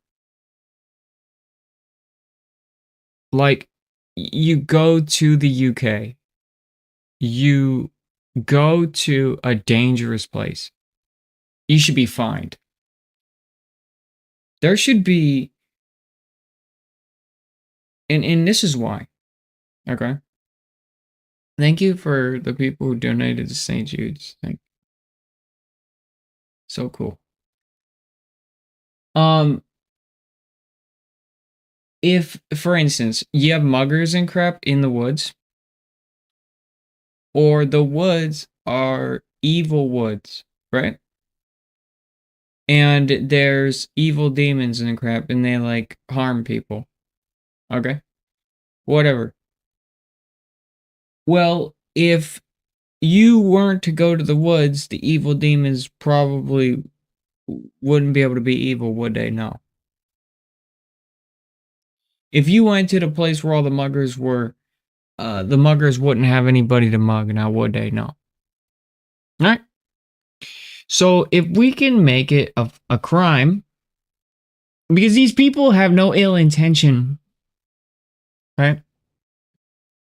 But if we make it an ill intention to doing something stupid, right? It becomes an ill intention. Then they can't do stupid things.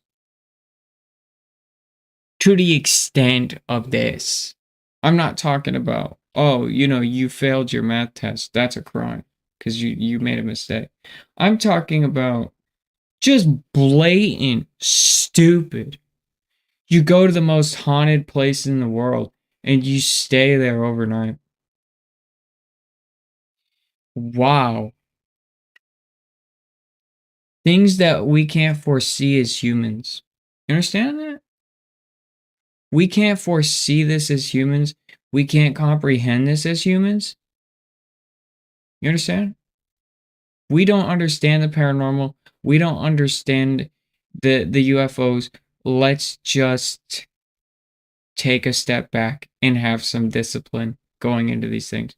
Let's have trained disciplines go into these things. Just like we don't understand nuclear energy yet, right? Fully. So we have professionals handle nuclear material, right? Should be treated the same way. It really should be, in my personal opinion. The disvalidation of fiction and reality in poison in society is so bad right now. Like, people read a YouTube video, they digest what they want to digest, and they don't digest reality. And then they create basically fiction, and then that's their viewpoint of how they digested it. They digested fiction. even though they were to digest facts that were presented to them. Right? Why did I bring that up? Well, people cannot discern or discern the differences between what is a valid like criteria for professional integration, right? So, for instance, nuclear engineers, right? Right. So, nuclear engineers. That's a tall order for a resume. Has a lot of school. There's a lot of specialty. It's a lot of safety. It's a lot of chemical research. That's a lot of There's a lot of certificates, right? Right. Why? Because the amplitude of the consequences of us mishandling nuclear material could end catastrophically. Cool. So it should be the same with ghosts. It should be the same with aliens. It should be the same everywhere else on things that we don't fully understand, regardless of the facts in fiction, like Cyclopstopia, that everybody just tries to third eye, when we just need to state that there are legitimate cases in history that validate that there is paranormal situation. There are valid situations in my life where there has been paranormal situation.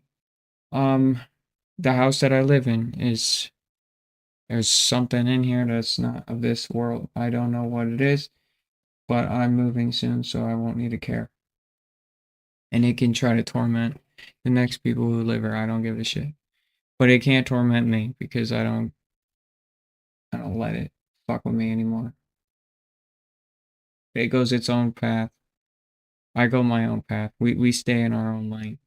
It does its thing, and I do my thing. Don't believe me? Go to my media section on my Twitter, and I have videos and photos of the fucking thing. Whatever it is. Whatever the phenomenon is, but I don't care. I don't pay mind to it. I don't give it attention because I don't know what I'm feeding. Right? I don't entertain it. Right? I avoid it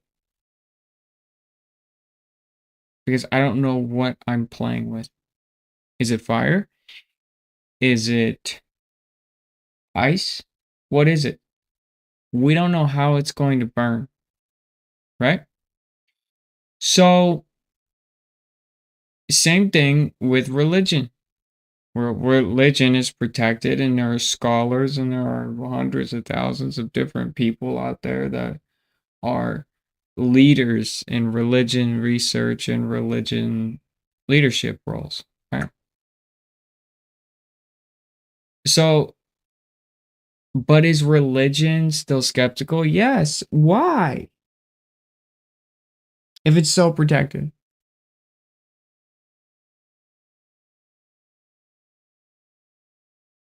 See, that's the thing, is people blend facts and reality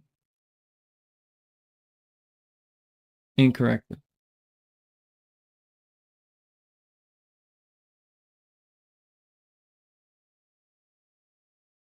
If you don't believe me, go to Twitter, read the comment section, watch a video, and see how these people digest it, and you'll notice how wrong they are. Go to a YouTube comment section. Notice how a kid will make a video game reference off of something that really happened. Blending facts and reality. It is a societal poison now, right? Anyway, looking at this, you have a woman who goes to the most haunted place in the UK. She is asking for it. And she's the victim? Sounds heartless, but it's true. It's like These people need to be held responsible for their lack of discipline, their lack of, or sorry, their recklessness. You don't know what you're stirring. You don't know what you're doing when you feed these things. We don't know if Jesus, or we don't know if, right? Even Christians don't know what Jesus really looked like. So, to sit there and to entertain these things is wrong. It's wrong. It's wrong to go to a haunted place and to provoke that shit.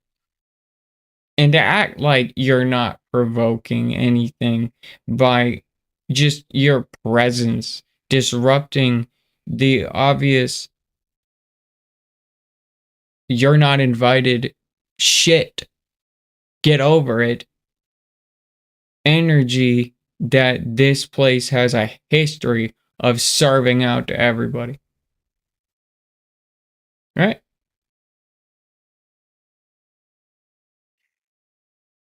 And I mean, that's just the truth. That's the facts. Historically, you're not invited. People are not welcome here. So stop going there. Should be a discipline. Like footsteps when your tent's open. Or your tent. Dude should have had a gun. Got out. Turned a tack light on. Filled both of them up. Called the cops. Day saved. Hobos that wanted to steal shit. Or murderers dead. Sovereign citizen +1. Like, stumbling through the woods and shit. This is what happens when you do not digest things correctly. It is as simple as this. You step into my house uninvited, you will die. It is as simple as that. If I do not have a firearm, there will be a knife in your face, in your neck. You're dead. If I do not have a knife, you'll be strangled until you're dead. You step foot in this house for 2 reasons.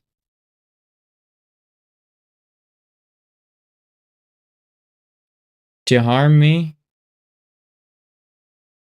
and to die.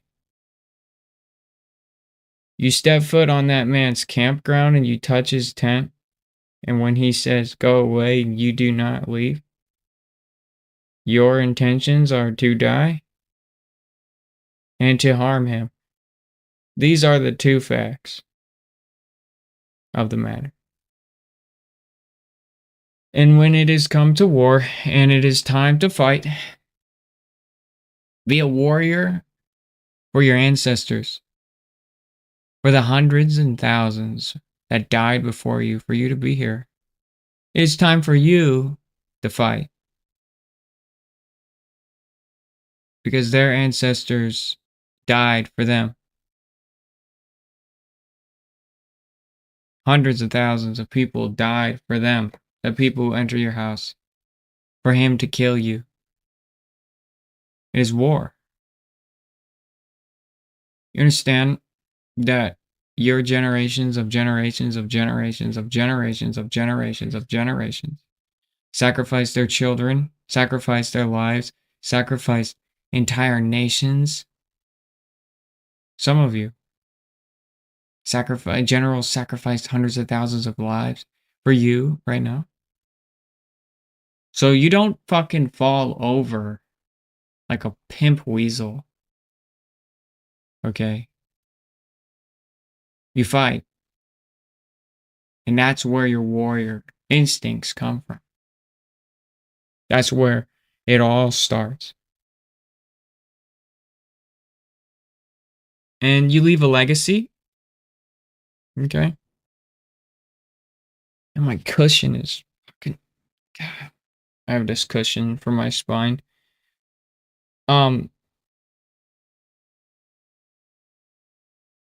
You know, it is what it is. It's like when people go here, like, your ancestors really raise you, die, sacrifice their children for you to just be a buffoon. No. You really think that that's like okay? No, it's not. Sorry, YouTube. I'm gonna speak basically, and I don't care. It's not gonna break terms of service because what I'm saying is truth. I'm not gonna let the terms and conditions of YouTube try to censor the truth.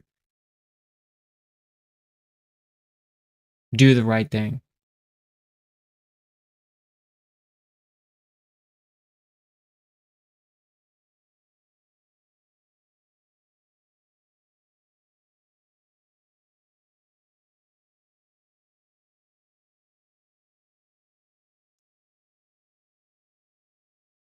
I'll be right back.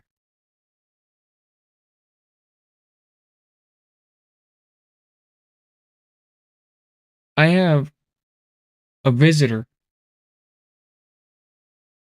of some kind, and I don't like it.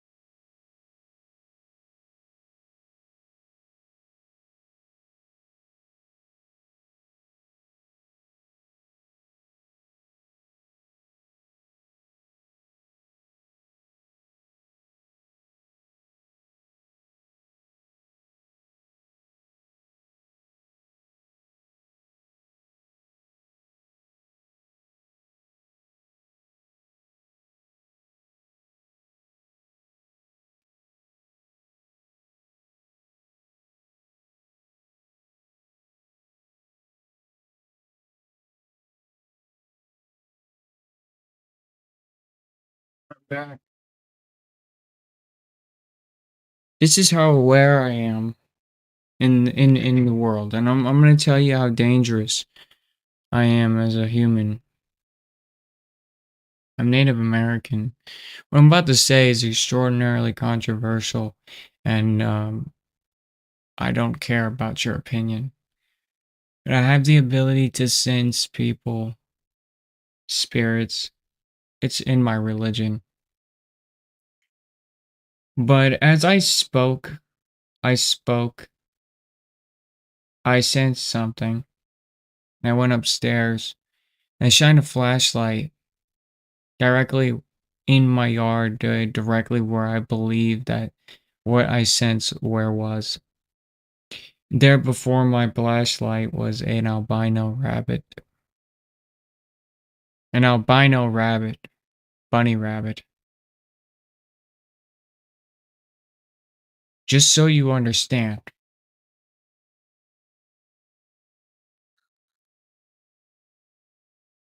For anybody out there who's threatened to kill me,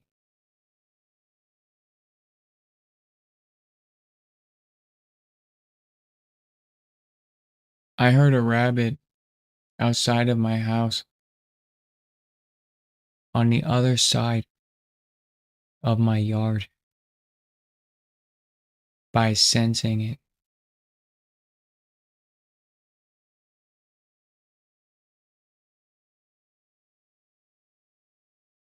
Good luck. And the reason I bring this up is because I got a death threat yesterday. I get a lot of death threats. You know, a lot of people don't think that I am shit. Well, I get a lot of death threats.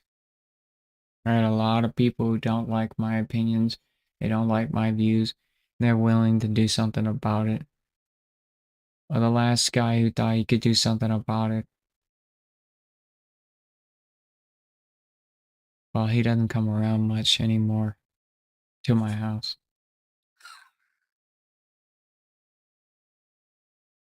That's all I'll say on that. And you can be this person if you decide to be a warrior in this world, like I stated before. As she arrived, she set up her camp, noting the dense silence that enveloped the woodland. Normally unfazed by camping alone, this time she felt a subtle chill of unease she couldn't quite shake.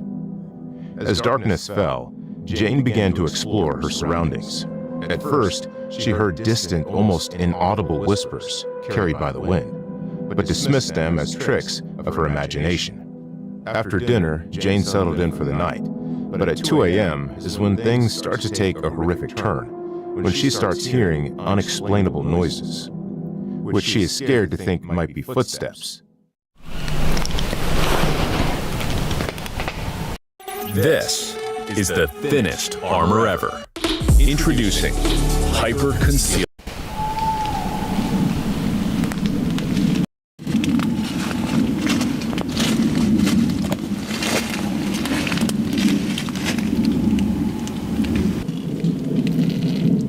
And after this encounter sometime later, she is convinced there is more than one person outside her tent, which sends shivers down her spine, as you can see. What the fuck was that? I don't want to turn the light on because I'm pretty convinced there's been a person or persons. What the fuck? Another thing I want to tell you is that if you speak inside of a tent,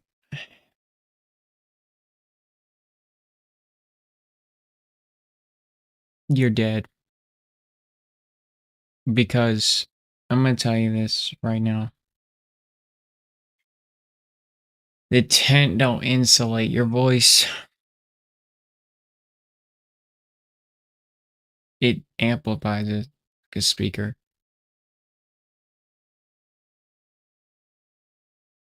You think for some reason that you're concealed audibly, but no.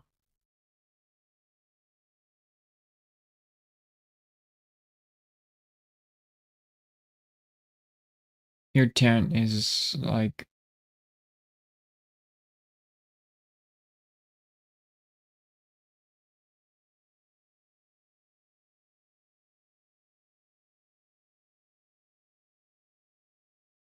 You hear somebody outside your tent, you get the fuck out of the tent.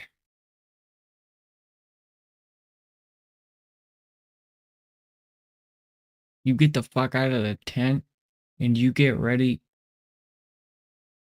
I've never wanted the morning to come as much as I do right now. Because there was definitely something that woke up the sleeping crows as visible.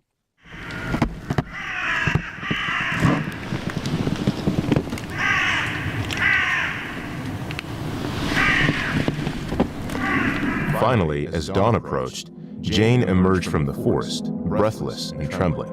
She reached her car, the safety of the modern world a stark contrast to the horrors she had just experienced. Sean, the adventurous soul behind the YouTube channel, often explores the hidden corners of the UK with his solo camping trips. His channel is a treasure of serene landscapes and peaceful nights under the stars. Thank you for giving him a shout out, dude, and like being respectful to his content as you just scalp it. You know, which it's okay. I'm scalping content right now myself, but it's also good to just maybe give some criticism as well. Right? Like, who's to say we can't be criticism? Like, who's to say we can't give it? Right? That poor lady. God. In this modern world, I would never go camping. I would go in the woods and live there and set up an entire cabin and build it out of trees and build a fortress. That's what I would do if I was to be in the woods. But in February 2024, one of his camping trips took a terrifying turn. I mean, I am parked on the side of the road. I have parked across from a bit of a clearing. After last week's video where I had a little bit of aggro, I decided this week I'm just going to come out in the middle of nowhere so that I can have a little bit of downtime. On this particular adventure, Sean decided to leave his van parked by the side of the... When you're hopping fences that are locked, bro, and then there are logs,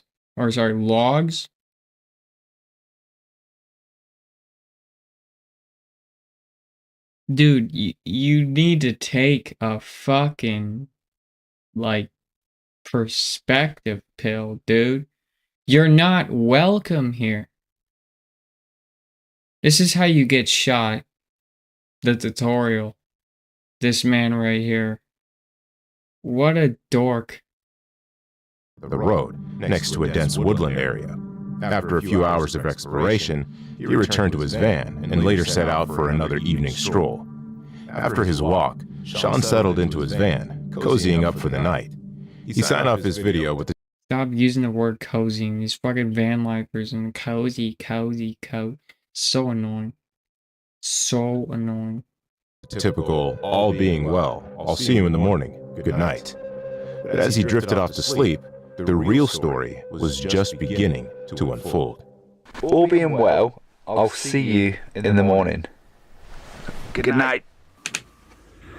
The car's just pulled up, and it sounds like they're walking around the van.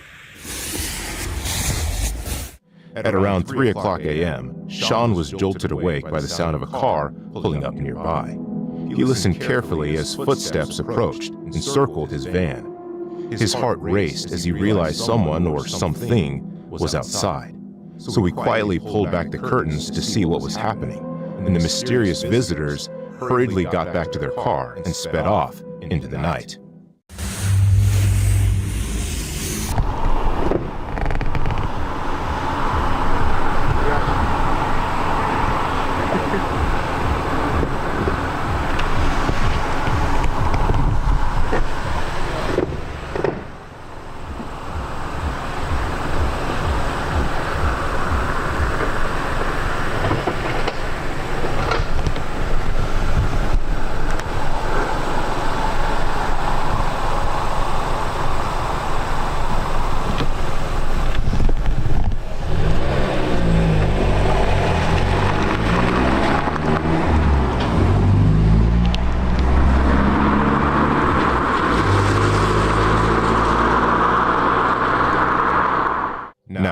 It doesn't stop here, because the following morning, Sean decided to inspect the outside of his van. But as he tried to open the door, he discovered it was stuck.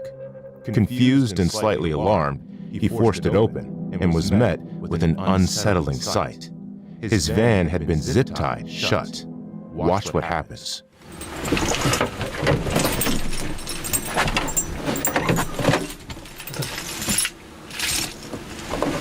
My door's stuck.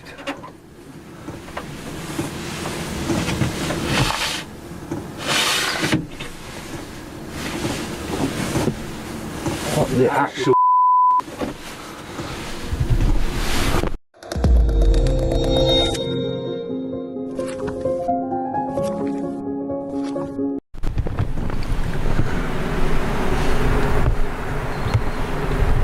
see that? Someone had taken the time to secure the doors with heavy-duty zip ties, effectively trapping him inside. As he examined the van, he found that the back door was also tampered with. His mind raced with possible motives. Were they trying to steal diesel? Or perhaps they were locals unhappy with his presence? Or just people messing around? Despite his harrowing experience, Sean's adventurous spirit remained unbroken. You know, that brings up a little theory that I think they might have tried to set him on fire. Like, zip tie the fucking thing closed and set up the car on fire. Wow, what a horrible... They saw maybe he had too many windows and they fucked off. Crazy, dude. YouTube adventurer Matt Field, the face behind the popular channel Field Days, with 1.6 million followers, recently took on a challenge that pushed his courage and his audience's nerves to the limit as he ventured into a location steeped in a remote cave reputed to be haunted. The adventure begins with Matt setting out for a 24... I saw this video.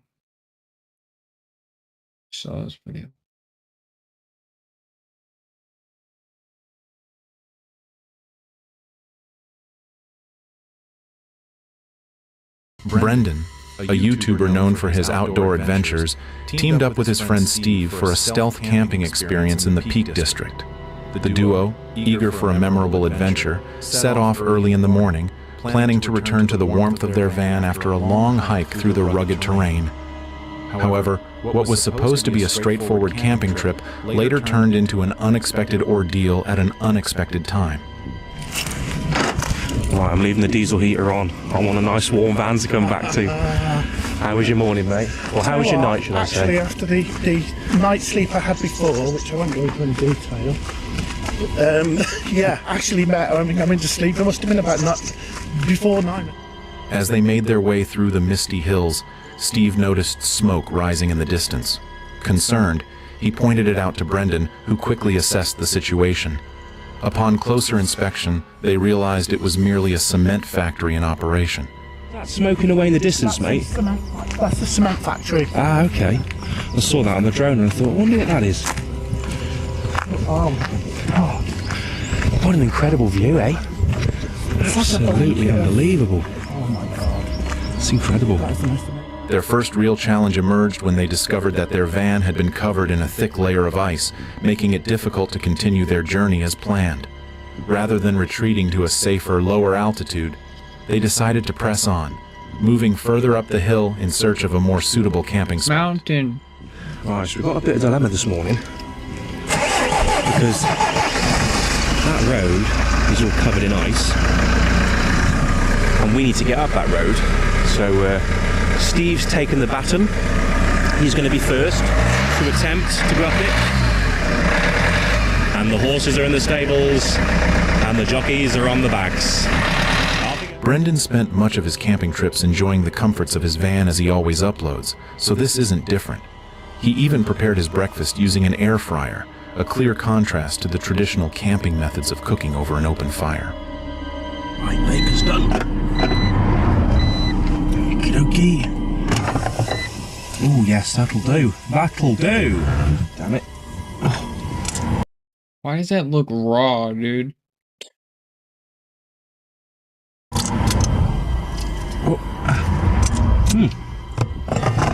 That's hot. Don't do that. Don't put ketchup on bacon. Don't do that. That's not... Oh. God, there's so many things wrong with this photo. That's not even bacon, dude. That's just like a bunch of lunch meat. That's just lunch meat with ketchup. Oh, it's disgusting. Oh, God. After trekking for a while, the duo faced another hurdle. Brendan struggled with health issues, so he found it increasingly difficult to keep up with the pace. It's AI. Health issues. Health. Brendan struggled with health issues. It just turned Russian for like a split second. As a result, they decided to split up. Brendan chose to head toward the nearest village, Bakewell, where he could rest and wait for Steve to join him later.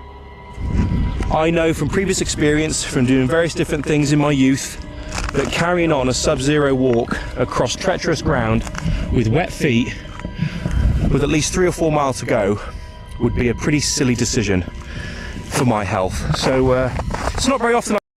Yeah, because you eat ketchup lunch meat every day in the air fryer. Maybe change your diet. Fuck. I turn back, but on this occasion, I didn't feel safe going forward, and I think you have to be honest with yourself and actually look at what's going to come if things go wrong. Good luck, Steve, if you're watching this now, mate. Best of luck to you, buddy. Our next park up is to go and explore the little town / village of Bakewell. While waiting. Yeah, no, he's 100% right. You know, feeling stupid after making the right decision of what you potentially almost made the wrong decision to do. It's great. Dude's a wise man in that aspect, but you know, we are unwise in many aspects. He could totally eat better. And I don't know. Maybe he's just being a pussy. I don't know. Man, I don't know what it could be. If it is health issues, I'm taking your word for it, but I hope you're not just being a wimp. Waiting for Steve, Brendan took the opportunity to explore the quaint village of Bakewell. Known for its charming countryside appeal, Bakewell offered Brendan a chance to indulge in the local culture. He sought out the famed Bakewell pudding, a local delicacy, and wandered through the village, taking in the sights and sounds that made it unique. But what the fuck is scary about this, dude? Like, cut this stupid music, because this isn't scary. So we're off right now. Just gonna have a little walk around Bakewell. Got to try and get a Bakewell tart as well, or a Bakewell pudding. I don't want to make that mistake of calling it a tart, and just see a little bit of Bakewell, really. You're gonna tell me that this guy is just vlogging, and you're gonna tell me this is vlogging? Of calling it a tart, and just see a little bit of Bakewell, really. Just vlogging. Like, what is this? How is this scary? Having satisfied his curiosity and appetite, Brendan made his way back to the van, where he eventually met up with Steve. When they reconnected, Brendan couldn't help but notice that Steve had changed his clothes. Intrigued, he casually asked about the reason for the wardrobe change. Steve, who had encountered a minor mishap on the trail, explained that he had slipped in the mud, necessitating a quick change. Here he is, look. Now, one question for you. Steve is a goat, because Steve's like 400 pounds, and he's walking like 18 miles. I mean, you can't do it. You wimp. And he fell down in the mud, said, fuck it, I'm gonna go change. Come back. Damn, what a beast. Steve is God. Before you say a word, right? Okay. The one thing you said to me on the phone, right? Yeah. Before you made your way here was, I'm just going back to the van to get changed. Yeah. So why did you need to get changed? What happened on that route that you're not going to tell us about? Come on. It was muddy. Yeah? It was muddy. Did you slip on your arse? Maybe. Describe the scene to us. Well, literally. Not you falling over. No. No. I think where you left me. Yeah. I'm going to have a look at the timestamp between when you left me and actually what time I got to the site. Right? So how much?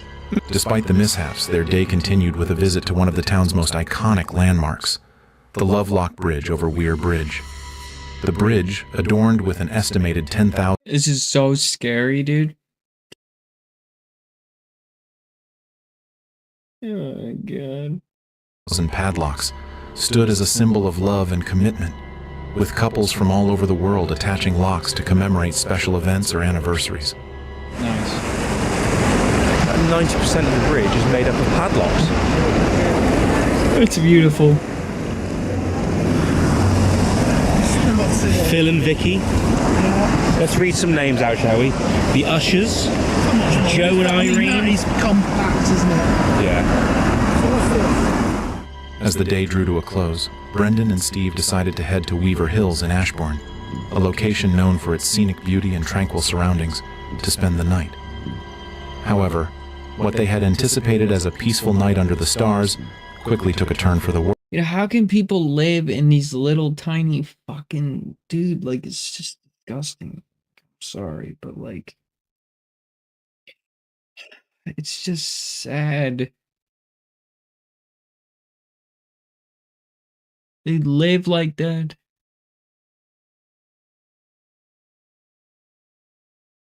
Intentionally.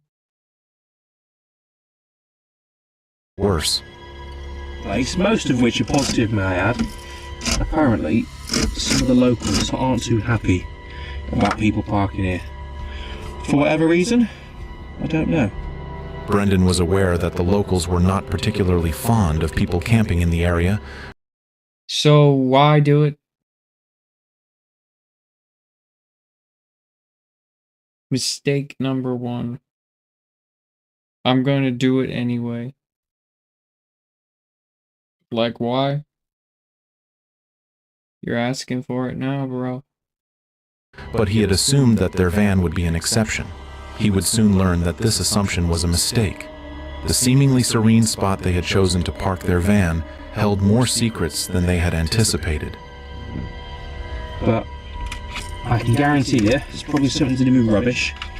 And that rubbish most probably has nothing to do with van lifers. But after enjoying a hearty meal, complete with the Bakewell tart for dessert, Steve bid Brendan goodnight and retired to his van.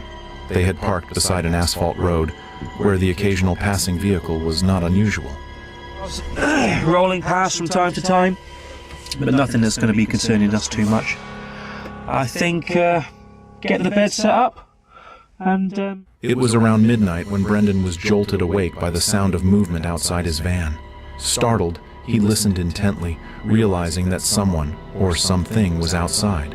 Steve, who had also been alerted by the noise, stepped out of his van, and together they decided to investigate. The eerie stillness of the night made the situation all the more unnerving as they searched for the source of the disturbance. Someone was just outside. Oh. You alright, mate? Yeah. And there's a car. Did you have it as well? Yeah. Like a...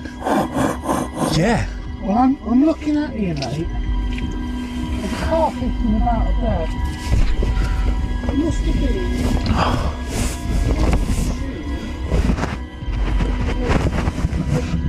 By the van. I don't know what he's doing up there. He's the one... Hang on. Worrying me a little bit. Yeah, hang on. He's got something to say. What time is it? You stay away from my van. Honestly, when I heard that car go past, what were they doing? I don't know, we've got something up there who's got a big spotlight on it. He's our problem. Because he's just driving backwards and forwards. If you look, he's definitely got a light on there. He's sitting up there. Is there something up there? That'd scare the living daylights out of me. Well, I just banged my roof, I did then. Jesus. The question loomed large. Could someone be stalking them? The idea seemed far-fetched, but the circumstances were increasingly suspicious. Steve, who had accidentally banged his head on the roof of his van in his haste, caught a glimpse of a vehicle nearby. Though they couldn't make out who was inside, the presence of the vehicle at such an odd hour only heightened their unease. Like Ford Connect van. Well, why is this just stood there or sat there like stalking? If you stand here, right, you can just see one line. If I move to the... As they continued to investigate, the car, or another one, suddenly sped away, as if the driver had realized that Brendan and Steve were aware of their presence. The mysterious vehicle disappeared into the night, leaving the duo to ponder the strange encounter. While it could have been a harmless passerby, Steve couldn't shake the feeling that something more sinister was at play. After all, what reason could someone have for driving through such a remote area at that? It's obvious. These people are like abandoned cars. I'm gonna steal from them. Duh. That time of night?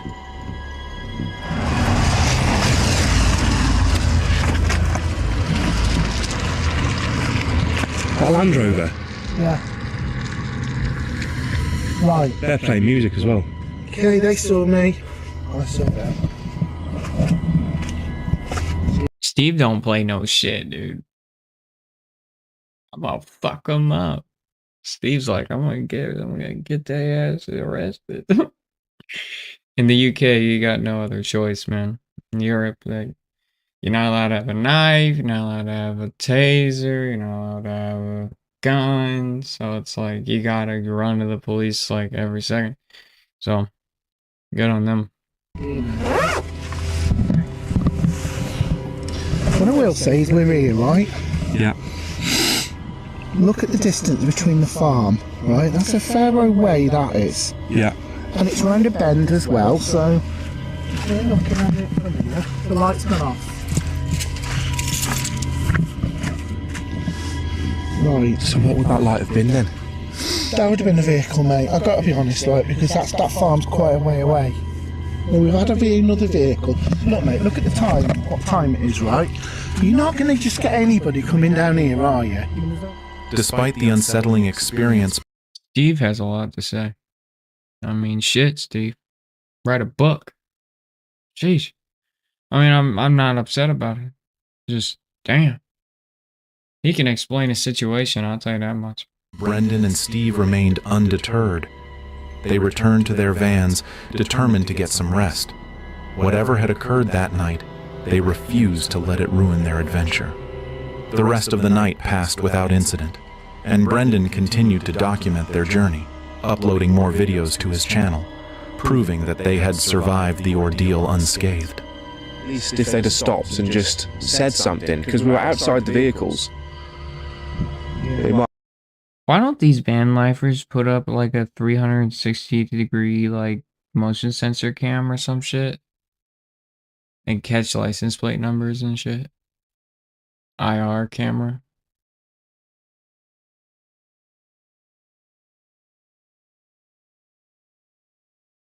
I don't understand like why they don't do that. Might have just given us a bit more of an inkling of what their intention was, but try and settle in again for the second time tonight. Alright, mate. It's safe to say Brendan and Steve stayed and continued their camping because they were male, and also they were too. Now, what would... What? They were male?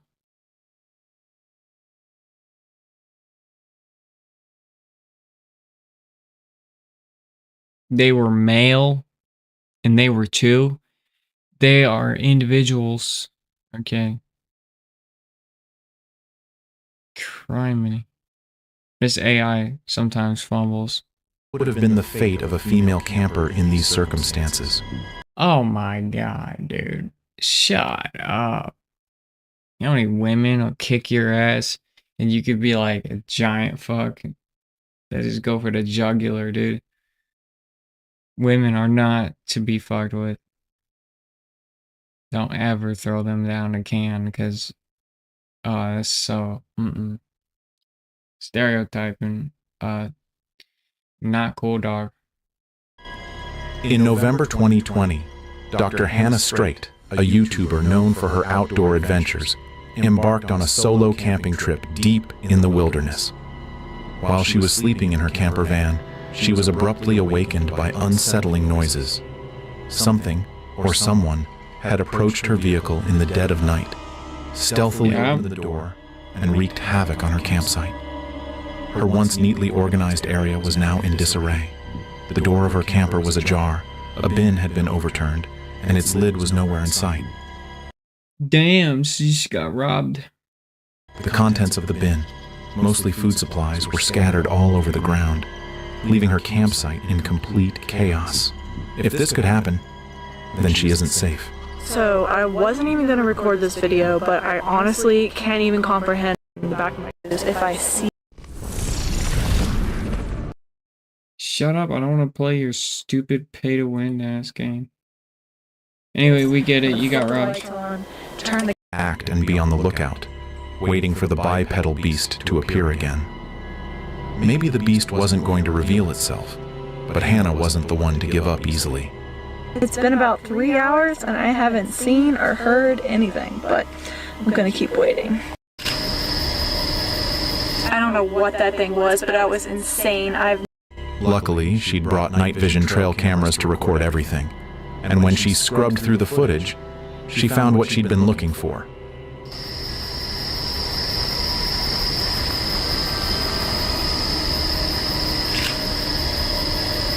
I don't know what that thing was, but that was insane. I've never seen anything like that. It's a ghillie, dude. Man, that guy was in a ghillie suit. What a freak. I would shoot that fucking guy. Damn. Get him out of the woods. Then you haven't watched what another YouTuber recorded in 2021. Hannah's adventure. Intrigued by a friend's tale of a haunted cave, this man decided to challenge the legend head on. What he daring was reckless, Seen it. claustrophobic. Yeah. However, he would experience. Yeah, seen it. Hercules is even more scary. I'm almost about to abort mission, but I've got the only way up. Yeah, this is freaking me out of it. Happened to him in the past, he escaped fortunate enough to do so because what he discovered was even more scary. Jake Travis is well known for sharing his outdoor adventures on. Yeah, okay, now I watched this guy, the Hoggett Project. And that shit is so freaky. The most terrifying camping experience I've ever had. Yeah, this is freaky. On his YouTube channel, The Hoggett Project. His videos typically feature him exploring various camping spots throughout Washington, where he documents his hikes through dense forests, across creeks, and up steep hills. On August 12, 2024, Jake uploaded a new video showcasing his latest trip into a remote woodland area in Washington. What he encountered during this journey was far more unsettling than anything he had experienced before. The video began. You know, this fucking video gave me damn nightmares. This is like one of the scariest stories I've ever heard. Ever. As most of his adventures do, quietly and peacefully as he trekked through the forest, taking in the natural beauty around him. But I'll tell you one thing, just Jake, dude, is scary. Like, he has a weird editing style, it's very artistic, and he always cuts his videos at night. Creeps me out. Like, what does he do beyond that point at night?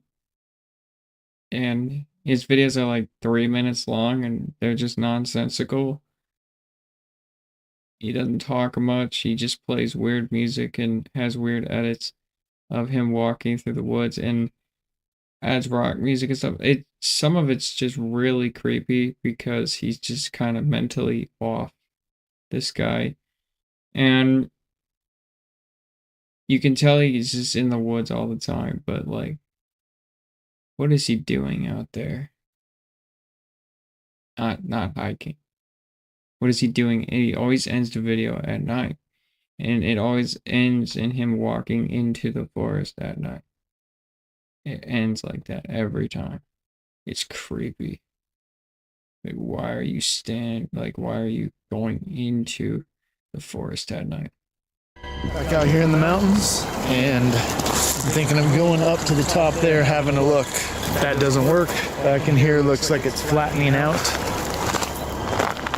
Made it to the top. It's a nice creek that comes through here. As he searched for a suitable spot to set up camp, Jake struggled to find a flat area amidst the rugged terrain. After some time, he finally located a small clearing surrounded by trees, where he decided to pitch his tent. Once his camp was set up, this isn't like once he sets his camp up, he like none of the scary happens till the very end. It's a normal camping trip until the end. the real threat lurking in the woods was far more. Jake's primary concern, however, was not the smell, but the bugs. The incense was meant to ward off the insects that plagued the area, a precaution he often took on his camping trips. Little did he know that the real threat lurking in the woods was far more terrifying than any insect. Not so sure the incense worked to scare off the bugs. No, for real. The fucking thing is just... It's so creepy, dude. This story. But it does smell nice. As the evening wore on, Jake gathered firewood to prepare for the night ahead. The sun had already set by the time he had collected enough, and he began to settle into his camp.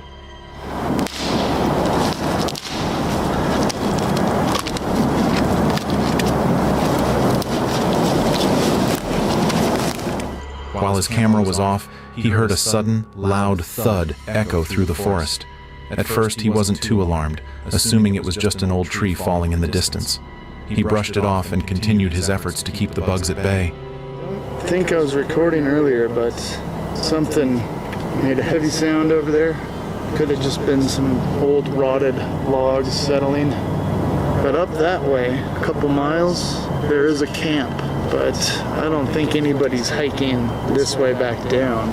Anywho. However, only moments later, another, even louder snapping sound pierced the quiet of the night. This time, the noise was much closer, and it sent a jolt of fear through Jake. Keeps the bugs away.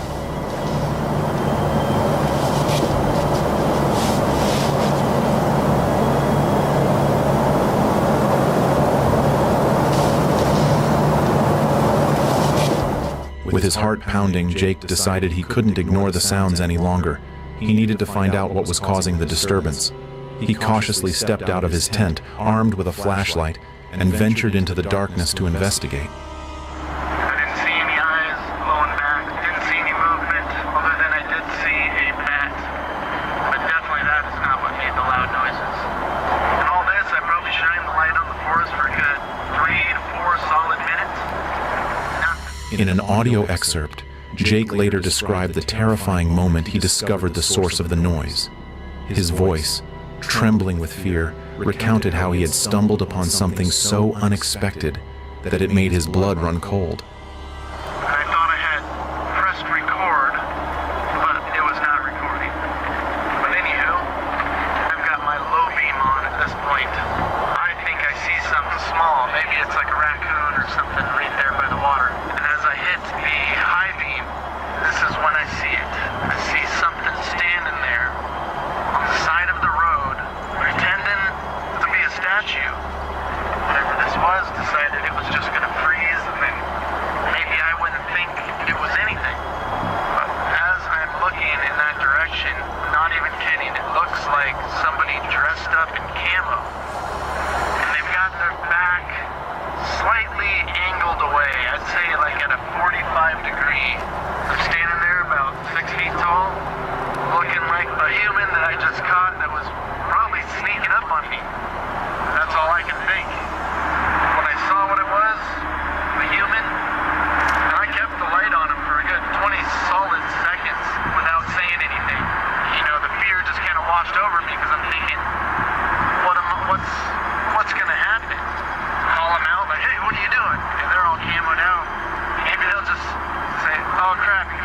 me, I'm gonna shoot him. I mean, we're out in the middle of the woods. They say that people are the ones to fear. In the haste and fear of the situation, Jake realized he hadn't pressed the record button when he had made the shocking discovery.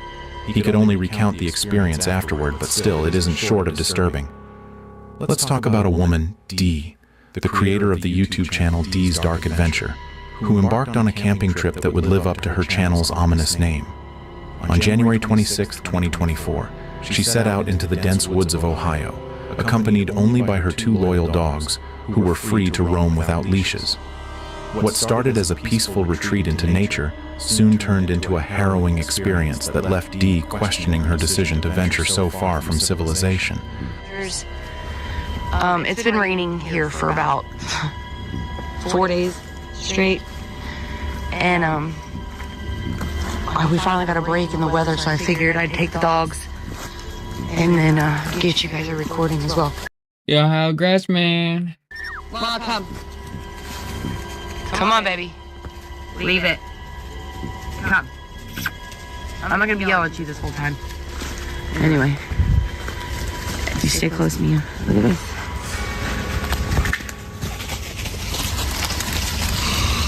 Please don't get bitten. It smells like cucumber. No, I don't like usually bringing these guys with me. But it's daytime, it's been raining, and they gotta get out, and I gotta get a video. The early hours of her hike were filled with the usual challenges of managing 2 energetic dogs in the wild. The animals darted around, their instincts taking over as they chased after unseen critters.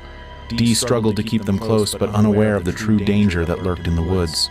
As Dee trudged through the thick undergrowth, a sound disturbed the wood, a sound so unnatural that it gave her serious concern. It was unlike anything she had ever heard before. This way either, because I'm gonna take them right to the swamp. Oh, there's so much fog. That's all fog. All that white. Okay, normal forest, right? A little bit of fog, lots of fog. And it's creeping up in the woods. This is... And then a different but more weird sound let off.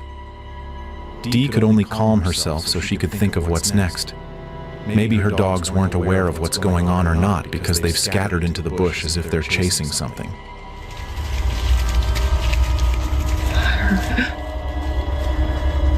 Okay. Yep. Damn it, dude. Okay. To couple it, the area where the loud, weird sound is coming from was filled with fog, whereas the other part of the forest had no fog. It was as if the wood itself was trying to conceal whatever lay within.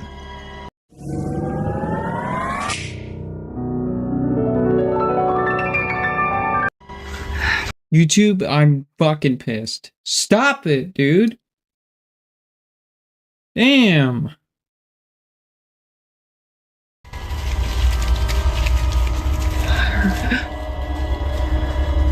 Okay. Yep. Damn it, dude. Okay.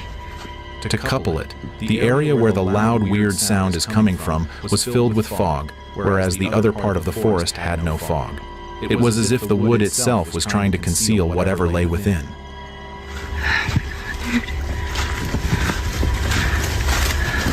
Why? There's no fog. None. Right there. Tons of fog. Just in that circle. Look at it. Woo.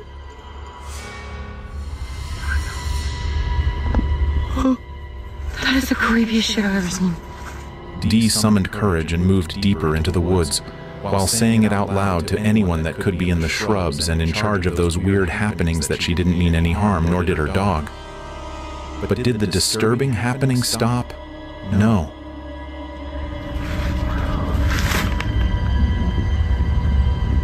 Airplane. That's crazy, dude. Like, this isn't fake. Whoa. That's creepy as balls. I heard a bark, but I don't know if it's a dog or not. It sounded like a barking, like rah, rah, rah. Not a dog. Oh, girl, stay close. Mar. Suddenly, her dogs, typically bold and curious, made a move toward the fog. Their instincts told them to investigate, but Dee wasn't ready to let them face whatever lay within the thick mist. Don't leave me. I'm not going into that fog. They're leaving. Dee managed to hold them from going into that, and at the same moment, the tragedy that might have befell them made another sound under the cloak of the fog.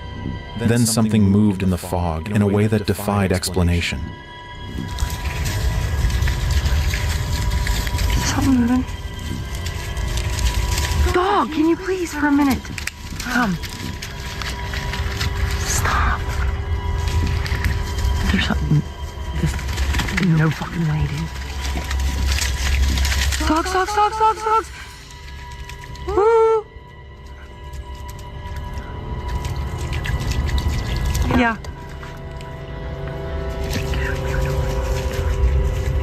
What the?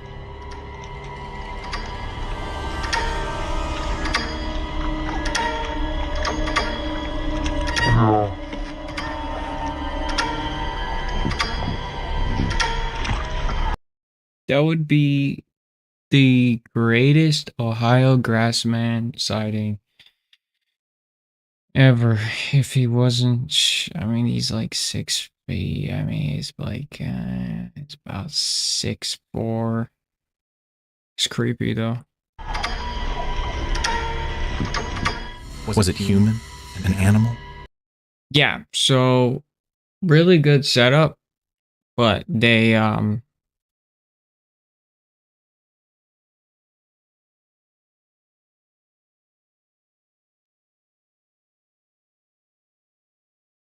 yeah, it's a setup. Or something else entirely.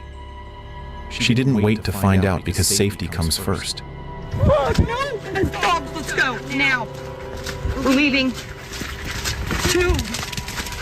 Oh my god. Come on. What is that?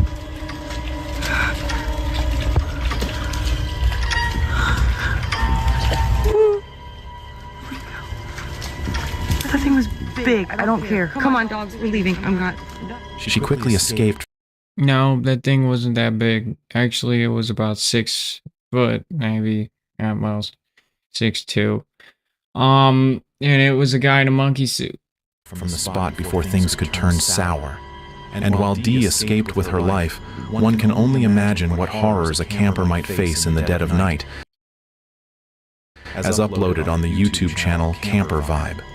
Spending a night deep in the woods is one thing, but this camper took things to the next level by spending 48 hours. Yeah, I saw this one.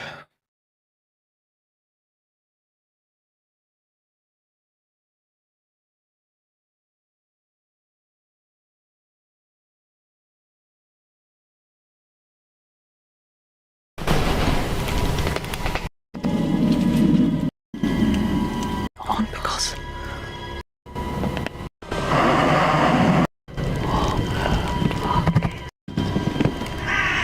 because their lives got thwarted before they could make changes.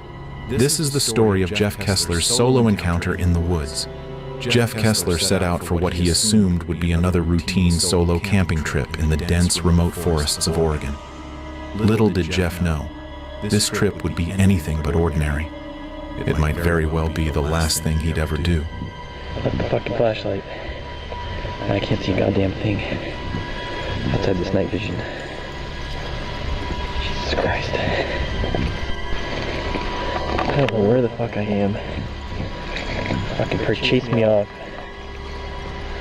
Now I'm wandering the goddamn darkness.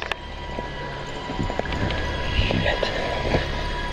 A few days later, a search party came across Jeff's abandoned campsite. His belongings were scattered, but his camera was still intact. The footage on it was harrowing, to say the least. Jeff had captured his own descent into a nightmare. In the video, he trudged through the wilderness, his breath visible in the cold night air, mumbling to himself about being lost. The darkness was impenetrable, with only the narrow beam of his flashlight cutting through it. He kept muttering that he couldn't see anything, and that everything looked the same. But that was just the beginning of the horrors he was about to face.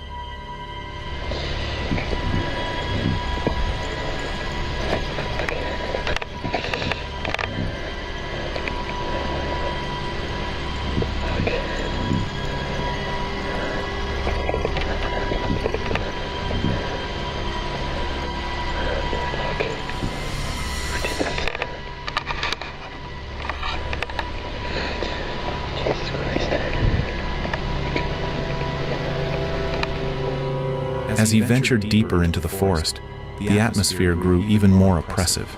The trees, tall and gnarled, seemed to close in around him. Suddenly, Jeff's camera caught something that made his blood run cold. A tree with a bizarre, white, knot-like object embedded in its bark. The shape was almost organic, as if it had grown there deliberately. Jeff's breathing quickened, and he whispered frantically to the camera that he felt he was being watched. Jeff's voice, strained with fear, was the last thing the camera recorded before the screen cut to black. No sign of him was found, and to this day, Jeff Kessler remains missing.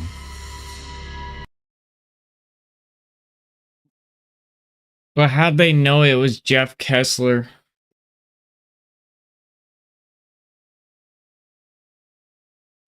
Well, that's enough nightmare fuel for tonight. My goodness. I feel ill. Some of these are fake.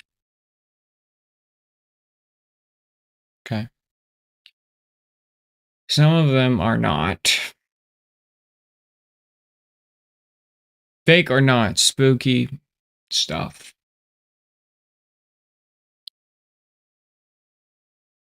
What a Halloween adventure we had these last two streams.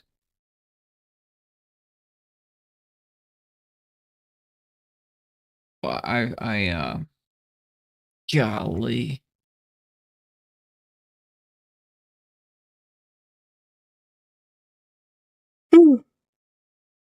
Oh, okay. I think I'm going to sleep if I can sleep. That was intense.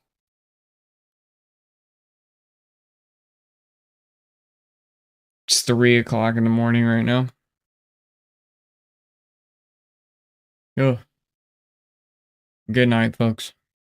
See you tomorrow. Yeah, maybe. I'm gonna start my Uber challenge, by the way, to where I do streams. Trying to pay off a car. Trying to pay off a car. With an app. I mean, that's psycho. We're gonna do it. Peace out. The car should be here, or Wednesday I'm getting an update on it. So hopefully by next Wednesday or so. So